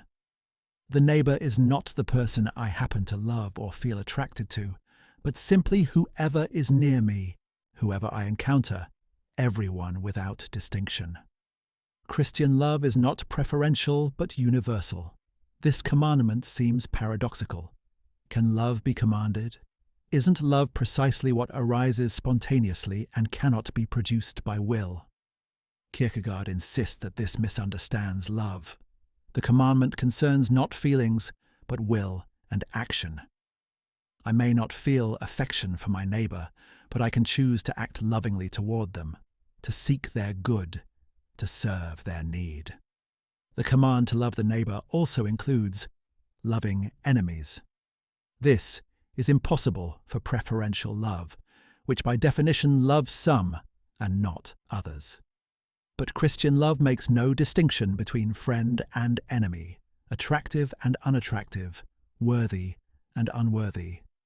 It loves because commanded to love, not because the object deserves love. Kierkegaard also emphasizes that the command is to love as yourself. This assumes self-love as natural and proper. The question is not whether to love oneself, but how to love oneself rightly. Proper self-love seeks one's genuine good, not selfish indulgence. And this same love is to be extended to the neighbor without distinction or preference. This understanding of love is deeply demanding. It requires giving up the selectivity of preferential love, the satisfaction of being chosen and choosing, the mutuality of reciprocated affection. Neighbor love must be shown equally to all, including those who do not reciprocate, those who are unattractive or unpleasant, those who are enemies. Kierkegaard insists that Christian love does not replace or eliminate preferential love, but transforms it. One can and should love spouse, friends, family with erotic and friendly love. But these loves must be grounded in and shaped by the universal duty of neighbor love. One loves the specific individual, but as neighbor, recognizing their equal human worth and equal claim on love. The concept of the neighbor also reveals something crucial about human equality before God. All distinctions of beauty, wealth, talent, virtue are worldly and temporary. Before God, each person is simply a neighbor, equally loved by God, equally entitled to love from others. This equality is not natural or social, but religious, grounded in relation to God. Neighbor love also requires renouncing the need for reciprocity and recognition. Preferential love seeks reciprocation, wants to be loved in return. But Christian love must be given freely without demand for return. This is modeled on God's love, which loves first and loves even those who do not love God in return. Kierkegaard emphasizes that genuine love is shown in action and service, not merely in feeling or sentiment. Love is what love does. The question is not whether I feel affection, but whether I act to serve the neighbor's genuine good. This makes love concrete and practical, rather than merely emotional or abstract. The works of love include both positive service and what Kierkegaard calls love's hidden life. Love involves tangible actions, feeding the hungry, clothing the naked, visiting the sick. But it also involves the quality of attention, the refusal to gossip, the willingness to believe the best, the covering of others' faults. These hidden works may be more important than conspicuous service. Kierkegaard's understanding of love also connects to his critique of the crowd and emphasis on the individual. Love is always between individuals, never abstract or general. To love humanity in general while ignoring specific neighbors is not genuine love. Love must be concrete, directed toward particular persons in their individual existence. The command to love also reveals the relationship between ethics and religion. Ethics concerns universal duties that reason can recognize. But the command to love enemies and to love without reciprocity goes beyond what natural ethics requires. It can only be grounded religiously in God's command and God's own love as a model. Works of love also addresses the relationship between love and justice. Love does not replace justice but goes beyond it. Justice gives each what is due. Love gives more. Justice makes distinctions based on merit and desert. Love transcends these distinctions. Yet love also fulfills justice by giving everyone what they are truly due, as neighbors made in God's image. Kierkegaard's analysis reveals tensions in Christian love that cannot be fully resolved. How does one love universally while also having particular relationships and responsibilities? How does one love enemies while also protecting the innocent from harm? These tensions reflect the difficulty of Christian existence, which requires holding together demands that seem contradictory. The discussion of love also connects to Kierkegaard's understanding of imitation of Christ. Christ's love was universal and self-sacrificial, extended even to enemies and those who crucified him. To be Christian is to imitate this love, to love as Christ loved. This is not an achievement but a task that requires constant renewal. Love also relates to despair and its cure. Despair is fundamentally self-enclosed, focused on self and self's possibilities. Love opens the self beyond itself, directs attention and care toward others. In loving the neighbor, one moves beyond the self-enclosure of despair toward health and authenticity. Part 12. Suffering and contemporaneity with Christ. Kierkegaard insists that genuine Christianity necessarily involves suffering. Not just the unavoidable suffering that comes from being human, but specifically suffering for Christianity. Suffering that results from faithfulness to Christ in a world opposed to Christian values. This emphasis on suffering was central to his attack on Christendom, which had eliminated suffering entirely. The necessity of Christian suffering follows from the nature of Christianity itself. Christianity presents offense to human reason and scandal to worldly values. The incarnation is absurd from a rational standpoint.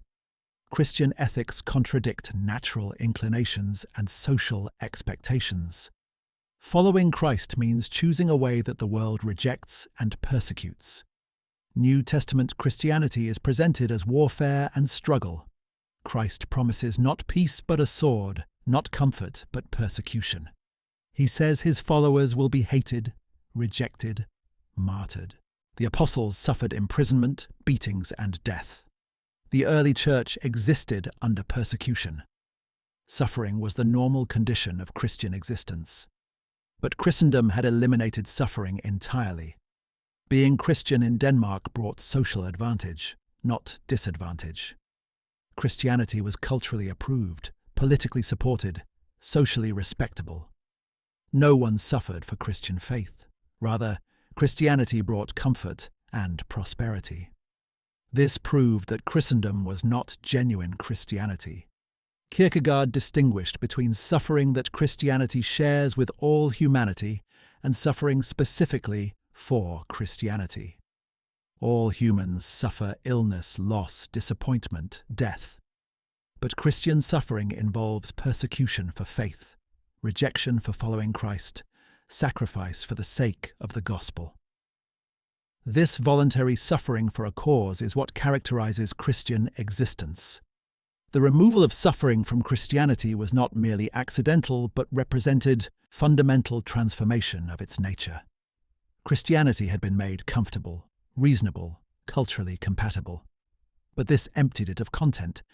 Christianity without offense, without scandal, without suffering for faith, is not Christianity but something else wearing its name.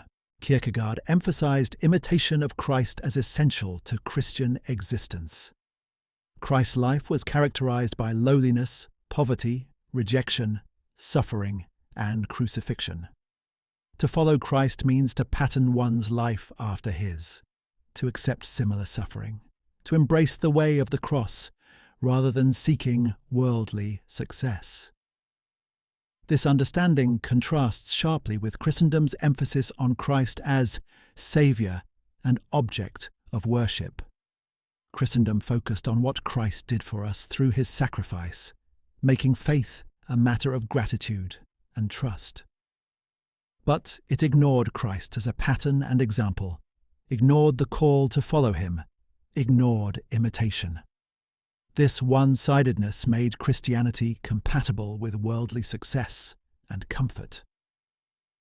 Kierkegaard also emphasized the concept of contemporaneity with Christ. The question is not how to relate to a historical figure from the past, but how to become contemporary with Christ, how to encounter him as present. This happens through imagination and decision, through making Christ's situation one's own situation. Becoming contemporary with Christ means encountering the same offense and scandal that his contemporaries faced. It means asking, if this man who claims to be God stood before me now, would I believe, or would I be offended? The distance of historical time actually protects us from this encounter.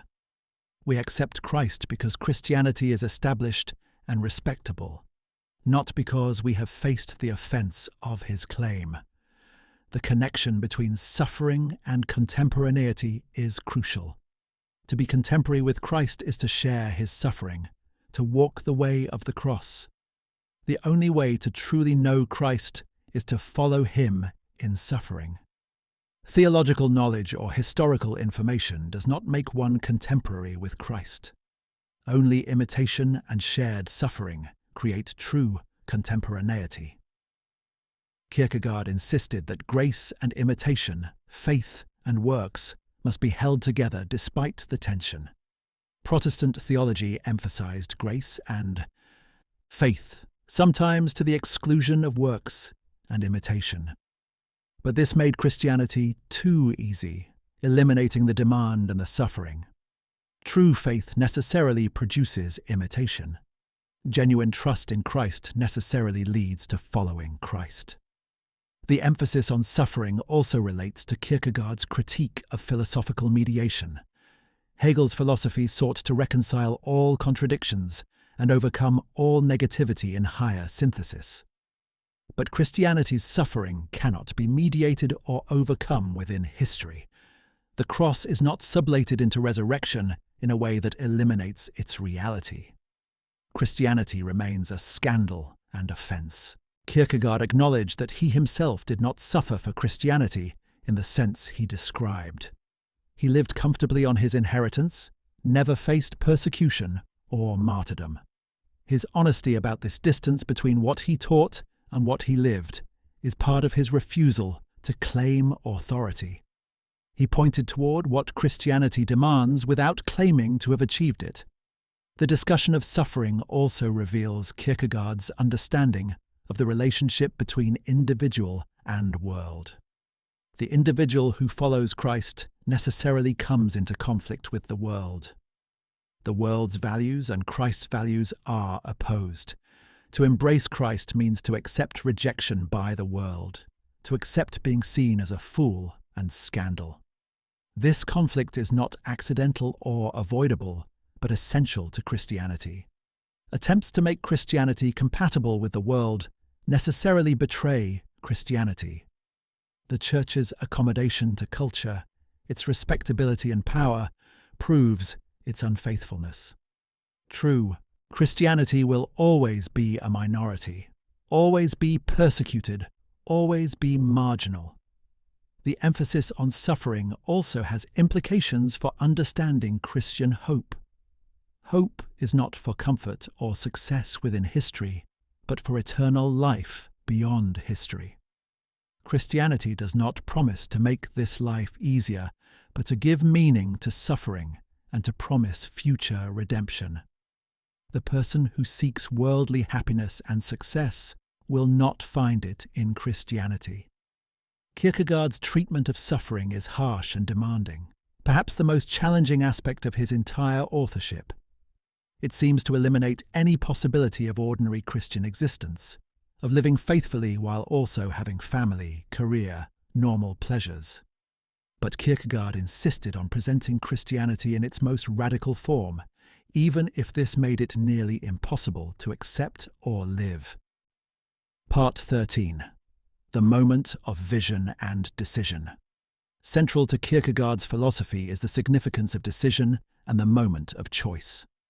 Unlike philosophical systems that emphasize gradual development or rational necessity, Kierkegaard insists that the most important transformations occur through decisive moments of free choice that cannot be predicted or necessitated beforehand.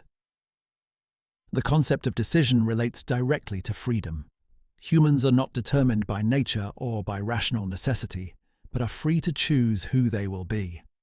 This freedom is both exhilarating and terrifying. We are responsible for our own existence, but have no guarantee that our choices will be right or that our lives will be meaningful. Decision differs from mere preference or arbitrary choice. When I choose chocolate over vanilla ice cream, I make a choice, but not a decision in Kierkegaard's sense. Decision involves commitment to a way of existence, to a fundamental orientation of life. It shapes identity and determines the meaning of subsequent experience. The classic example is the decision to marry. This is not mere preference, but commitment that transforms existence. Before marriage, one exists in one way. After, in a fundamentally different way. The decision cannot be made gradually or partially. At some point, one must leap, must commit, despite uncertainty about the future. Kierkegaard emphasizes the either/or structure of fundamental decisions. The title of his most famous work presents this structure: either aesthetic existence or ethical existence, either temporal immediacy or eternal commitment. These are not compatible alternatives between which one can compromise, but mutually exclusive orientations of life, requiring decisive choice. The moment of decision is also the moment of greatest anxiety. In deciding, we face the abyss of freedom, the vertigo of possibility.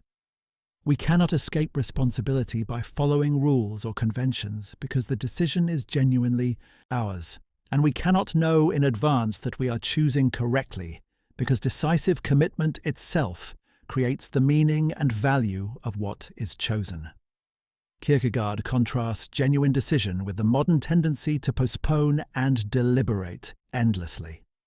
Reflection and analysis are important, but at some point, one must leap from reflection to decision, from possibility to actuality. Those who deliberate forever, who keep all options open, who never commit definitively, fail to achieve actual existence. The concept of decision also reveals limitations of objective thinking. Objective knowledge concerns what is independent of the knower, what can be verified impersonally. But the decision concerns the individual's own existence, which cannot be approached objectively. I cannot decide how to exist by studying what others have done or by analyzing abstract possibilities. I must choose for myself. Decisions also cannot be delegated or avoided. No one can decide for another. Parents cannot give their children faith. Teachers cannot give students authentic existence. Authorities cannot mandate genuine commitment. Each person must decide for themselves. And refusing to decide is itself a decision, a choice to remain in aesthetic immediacy. The irreversibility of genuine decisions creates seriousness and weight. Once I marry, I cannot simply undo it without consequences. Once I commit to a vocation, I cannot easily return to unlimited possibilities. Decision closes off alternatives and thereby creates determinate existence. This is frightening, but also necessary for becoming a self. Kierkegaard's concept of decision influenced existentialism profoundly. Sartre's notion of radical freedom and absolute responsibility, Heidegger's concept of authentic resolve, Camus' emphasis on revolt and commitment all echo Kierkegaard's insights. But they typically secularize what for Kierkegaard was fundamentally religious. The relationship between decision and grace is complex in Kierkegaard's thought. On one hand, the individual must decide, must take responsibility, must make the leap. Faith cannot be passive reception. On the other hand, the possibility of faith is a gift, not human achievement. God must provide the condition for faith, not just the occasion. This paradox cannot be resolved rationally, but must be lived in tension. The individual must act as if everything depends on their decision, while also recognizing that faith is grace, that the possibility itself is given. This both slash and structure resists philosophical systematization, but captures the existential reality of Christian faith. Decision also relates to repetition, Kierkegaard's concept of recovering what was lost through forward movement. Genuine repetition requires decisive choice to return to what one was, but in transformed mode. One cannot simply drift back to earlier existence, but must choose consciously to reclaim it through commitment. The moment of decision is also a moment of vision, when one sees clearly what has been obscure. In the aesthetic life, one lives in confusion and immediacy without clear self-understanding. Decision brings clarity by forcing one to take a position, to commit to something definite. Through decision, one comes to know oneself. Kierkegaard also emphasizes that decisions must be renewed constantly. Marriage is not decided once and then maintained automatically. The commitment must be renewed daily and must be chosen again and again. Faith is not a one-time decision, but constant renewal of commitment despite doubt and difficulty. This gives existence an ongoing intensity and seriousness. The concept of decision reveals why Kierkegaard rejected systematic philosophy. Systems deal with necessity and logical connections, with what follows from premises by rational compulsion. But existence involves freedom and decision, contingency and risk. No system can capture what it means to exist as a free individual making genuine choices. Understanding the decision also clarifies why indirect communication is necessary. One cannot force someone else to make a genuine decision. Teachers can present alternatives and provoke reflection, but the decision itself must come from the individual. This is why Kierkegaard's pseudonymous works present different life views dramatically, rather than arguing for one of them directly. Part 14. The Aesthetic, Ethical, and religious life. Kierkegaard's 3 stages of existence, aesthetic, ethical, and religious, represent his most influential contribution to understanding human existence. These are not developmental phases everyone passes through, but possible orientations toward life, requiring decisive choice to enter or leave. Understanding them reveals the structure of human possibility and the challenge of authentic existence. The aesthetic life portrayed in Either Or's first volume is existence oriented toward immediacy, pleasure, and avoiding boredom. The aesthete lives in the moment, seeks interesting experiences, refuses binding commitments. This can range from crude hedonism to sophisticated cultivation of taste and experience. The aesthetic includes many variations. There is the immediate sensualist who pursues physical pleasure. There is the reflective aesthete who seeks refined experiences and despises the common. There is the ionist who maintains distance from all commitments through detached observation. What unifies aesthetic existence is living for immediacy rather than for continuity and commitment. Johannes the Seducer, portrayed in Diary of a Seducer, represents aesthetic existence at its most developed. He treats seduction as art, carefully planning and executing the corruption of innocence. But his interest is not in the relationship itself, but in the aesthetic experience of seduction. Once the seduction succeeds, he loses interest and moves to the next victim. The aesthetic life contains internal contradictions that lead to despair. Immediate experiences are fleeting. The pleasure passes and boredom returns. The aesthete must constantly seek new stimulations, but novelty itself becomes boring. No amount of interesting experience provides the continuity and meaning that human existence requires. The aesthetic stage also lacks genuine selfhood, because the aesthete commits to nothing definitively, keeps all options open. He never becomes a determinate self. His identity is fluid and indeterminate, shaped by mood and circumstance rather than by choice and responsibility. He is, in a sense, no one because he has never decided to be someone. Is, in a sense, no one because he has never decided to be someone. The ethical life represents a qualitatively different existence.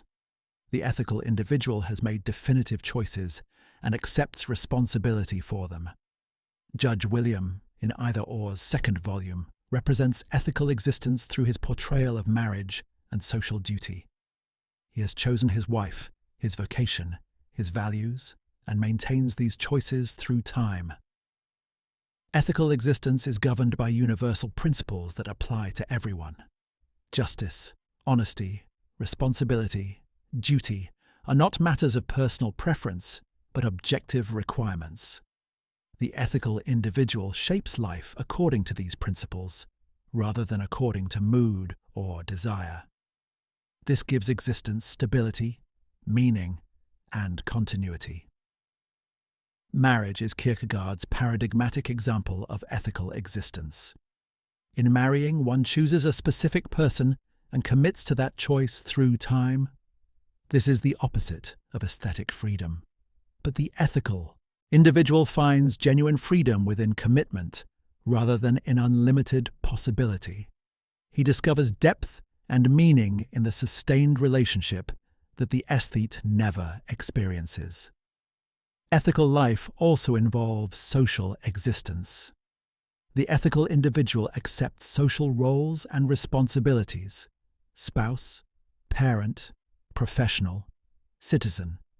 These are not constraints, but the medium through which one becomes a self and contributes to the common good. The ethical person finds identity through fulfilling these roles consciously and responsibly. But ethical existence has its own limitations. The ethical individual tries to fulfill moral requirements through his own effort and will. But he discovers that he cannot make himself into what morality demands. There is always a gap between actuality and ideal. This generates guilt and a sense of failure that ethical existence cannot resolve. Moreover, the ethical stage lacks the deepest dimension of existence. It concerns the individual's relation to universal moral principles and social duties, but not the individual's absolute relation to God. The ethical person is a good citizen, but may not be genuinely religious in Kierkegaard's sense. The religious stage requires a leap beyond the ethical. In fear and trembling, Abraham must make a teleological suspension of ethics and must violate universal moral law in response to God's command. This places him in absolute relation to the absolute that transcends all mediation by universal principles. Religious existence is characterized by passion, inwardness, and personal relationship with God. Where the aesthetic seeks pleasure and the ethical follows duty, the religious individual exists in relation to God that determines everything else. This cannot be justified to others or reduced to principles everyone could follow. Kierkegaard distinguishes religiousness A and religiousness B. Religiousness A recognizes guilt before God and one's inability to save oneself through ethical striving. It involves suffering, resignation, and relation to the eternal. But religiousness B, specifically Christian faith, adds belief in the incarnation, that God became human in Christ. This is the absolute paradox that requires faith. The movement between stages cannot happen through rational argument or gradual development. It requires decisive choice, a leap that transforms existence. One cannot move from aesthetic to ethical by slowly accumulating ethical qualities or by being convinced through arguments. At some point, one must choose decisively to commit, to take responsibility, to become ethical. Similarly, the movement from ethical to religious cannot be achieved through ethical striving. At some point, one must recognize the inadequacy of ethical existence alone and make the leap of faith. This is not continuous development, but qualitative transformation requiring decision in face of uncertainty. Most people remain in aesthetic existence throughout life. Some achieve ethical existence but never advance further. Very few reach genuine religious existence. This is not because the higher stages are reserved for an elite, but because most people lack the courage and passion to make the necessary leaps. The stages also represent ways of avoiding authentic existence. One can remain aesthetic by refusing commitment. One can remain ethical by treating moral duty as adequate without confronting ultimate questions. Even within the religious, one can practice comfortable, culturally acceptable faith, rather than risking the offense of genuine Christianity. Understanding the stages reveals what is at stake in human existence. We are not simply given as complete selves, but must become selves through choice and commitment. We face the question of how to exist, and this question demands a decisive answer. The stages represent the fundamental possibilities and the challenge of becoming genuine individuals. Part 15. The Present Age. Kierkegaard's critique of the present age, developed especially in a literary review and other works, identifies tendencies in modern culture that make authentic existence increasingly difficult. Though written in the 1840s, his analysis remains remarkably relevant to contemporary life, perhaps even more so in our digital age. The fundamental characteristic of the present age, Kierkegaard argues, is its reflective and passionless nature. Where earlier ages were characterized by decisive action and passionate commitment, the present age is marked by endless reflection without action, by ironic detachment without genuine engagement, by abstract understanding without concrete existence. The modern age has replaced passion with reflection. Rather than acting, people analyze and discuss. Rather than committing, they maintain ironic distance. Rather than believing anything passionately, they adopt sophisticated attitudes of detached amusement. This reflectiveness makes genuine existence impossible because authentic existence requires passionate commitment. Kierkegaard identifies the press and public opinion as epitomizing the present age's problems. The press creates an abstract public that seems to have opinions and make judgments, but that is actually phantom, no one in particular. People adopt opinions from newspapers without genuine conviction, speak of what people think without taking personal responsibility. The public is fundamentally different from genuine community or association. In a community, individuals relate to each other personally and take responsibility. But the public is abstract, a numerical aggregate in which individuals disappear into anonymity. No one in particular thinks anything. The public thinks it, which means no one genuinely thinks it. This relates to what Kierkegaard calls leveling, the tendency of democratic modern culture to eliminate all distinctions of excellence and to treat everyone as interchangeable units. Leveling makes genuine individuality impossible because it refuses to recognize that individuals are qualitatively different, that some choices are better than others, that excellence requires effort and distinction. The present age is also characterized by envy disguised as equality. Rather than celebrating excellence, modern culture seeks to bring everyone down to the same level. Those who stand out or achieve something distinctive face resentment and attack. The result is mediocrity presented as democratic virtue. Kierkegaard observes that the present age lacks heroes and leaders. Everyone wants to be important, but no one wants to commit or risk. Everyone has opinions, but no one takes responsibility for genuine belief. Everyone is reflective, but no one is passionate. This produces a culture of spectators rather than actors, of critics rather than creators. The dominance of abstraction is another key problem. Modern culture deals in abstract categories, statistics, systems, and general principles. But actual existence is always concrete, individual, particular. The flight into abstraction allows people to avoid the demands of existing as concrete individuals, taking responsibility for their actual lives. Mass media, even in its primitive 19th century form, already troubled Kierkegaard. It creates the illusion of participation and importance while actually fostering passivity. Reading newspapers makes people feel informed and engaged without requiring any actual commitment or action. This pseudo-participation is worse than complete withdrawal because it creates the illusion of genuine existence. The present age has also lost the sense of the religious dimension of life.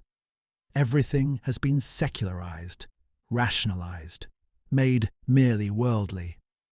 But this means the deepest dimension of human existence has been forgotten or denied. People live entirely on the surface, concerned only with worldly success and comfort, never confronting ultimate questions. Kierkegaard saw advertising and publicity as symptoms of the age's emptiness. Everything must be advertised, announced, made public. But genuine significance does not require publicity. The need to advertise everything reveals that nothing has genuine weight or importance. The constant noise of publicity prevents silence and inwardness where authentic existence occurs. The critique of the present age also involves the loss of the single individual.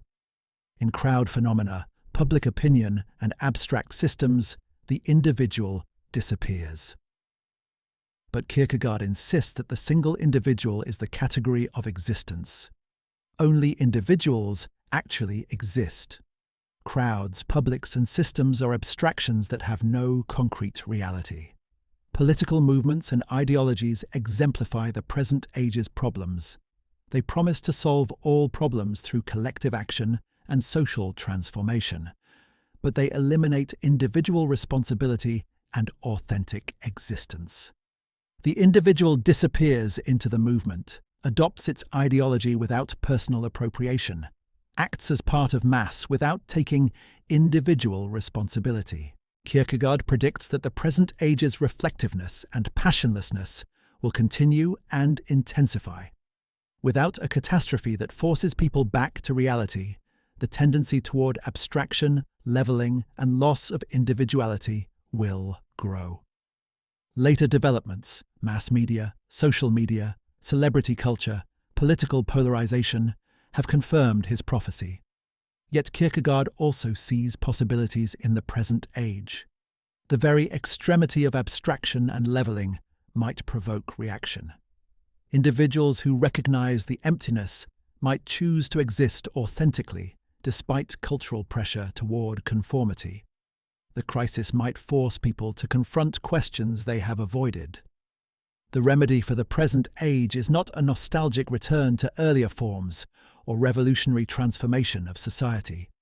It is individuals choosing to become individuals, choosing passionate commitment over ironic detachment, choosing concrete existence over abstract reflection. This cannot happen collectively, but only through each person's decision. Kierkegaard's analysis reveals that the fundamental challenge is not external circumstances, but internal orientation. The present age's problems stem not from technological development or political structures, but from how individuals choose to exist. This means the solution must also be individual and existential.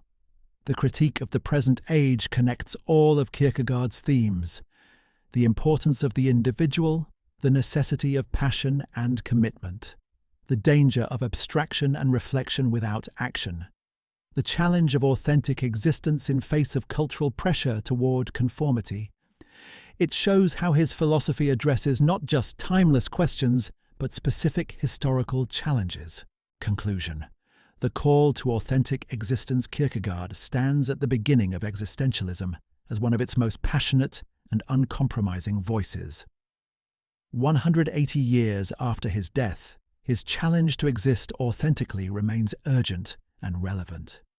This is not because he solved philosophical problems that later thinkers forgot, but because he identified permanent features of human existence that every individual and every age must confront anew.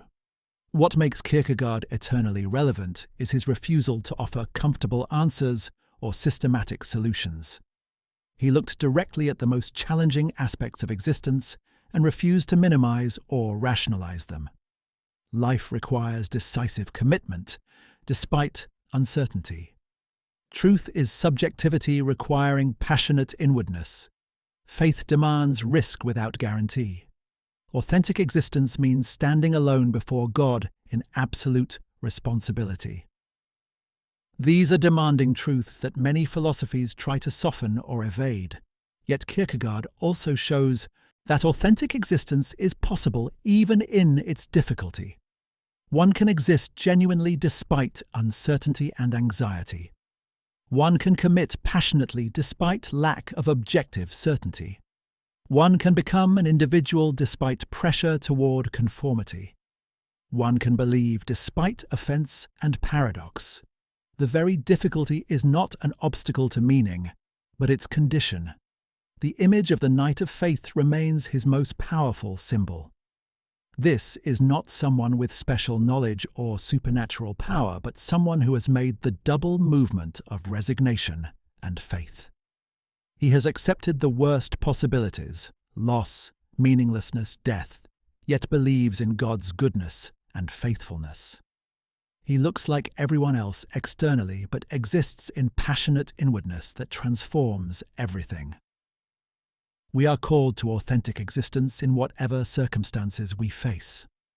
The specific challenges differ across times and cultures, but the fundamental task remains: to become an individual, to exist in truth, to commit passionately to what matters most. This cannot be accomplished through following rules or accepting doctrines, but only through personal decision and constant renewal of commitment. Kierkegaard teaches us to exist in time with awareness of eternity, to be individuals while recognizing our absolute dependence, to commit passionately while acknowledging uncertainty, to stand alone while loving the neighbor, to embrace anxiety as a condition of freedom rather than fleeing into a comfortable illusion. This is not a comfortable teaching. It offers no easy answers, no systematic solutions, no guarantee of success or happiness. But it does offer something valuable. The possibility of existing with complete honesty and integrity, of taking full responsibility for one's life, of finding meaning through commitment rather than through certainty. The challenge Kierkegaard presents remains as urgent today as in 1840s Copenhagen, perhaps more so. We face our own forms of Christendom's illusions, our own pressures toward conformity, our own temptations to flee into distraction and self-deception. Social media amplifies the problems he identified: abstraction, public opinion, loss of the individual, endless reflection without commitment. Yet his positive vision also remains available. We can become individuals. We can exist in truth. We can commit passionately. We can believe despite uncertainty. We can love despite lack of reciprocity. We can face anxiety without fleeing.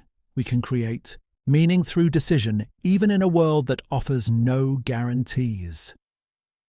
Living according to this understanding requires courage to stand alone, discipline to maintain passionate commitment, wisdom to distinguish authentic from inauthentic existence, and humility to recognize our limitations and dependence. It offers no ultimate consolation or perfect happiness, but it provides what he called the only thing needed: authentic existence as a genuine individual before God. The three stages remain as relevant as ever. We still face the choice between aesthetic immediacy and ethical commitment, between ethical self-reliance and religious faith. We still must decide how to exist, what to commit to, who to become. These questions cannot be avoided or answered once and for all, but require constant decision and renewal. Kierkegaard understood something that each age must rediscover for itself. We cannot inherit authentic existence from our predecessors. Each person must achieve it through personal effort. Each generation must learn anew what it means to exist genuinely. The insights can be transmitted, but the existence itself must be lived.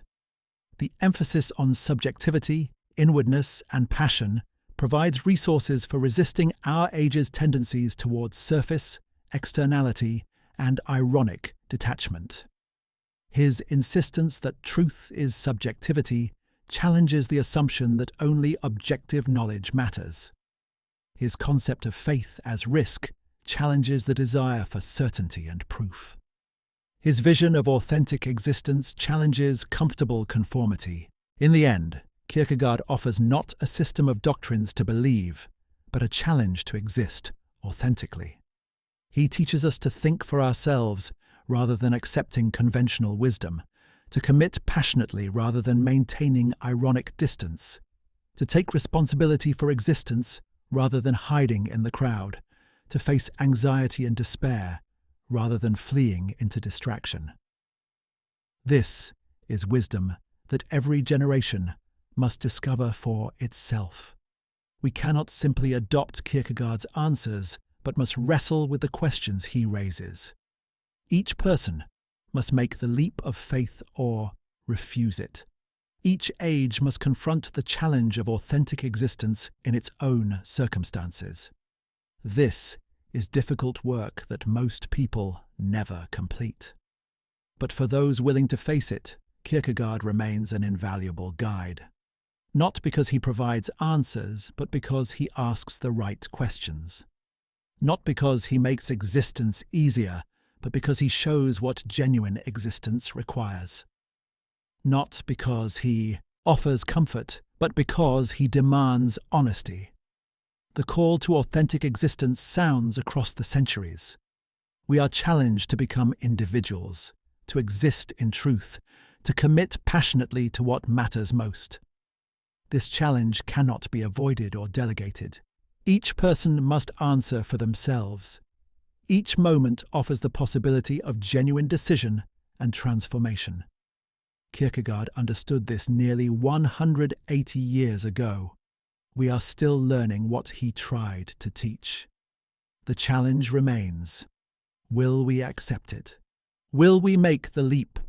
Will we become who we are called to be?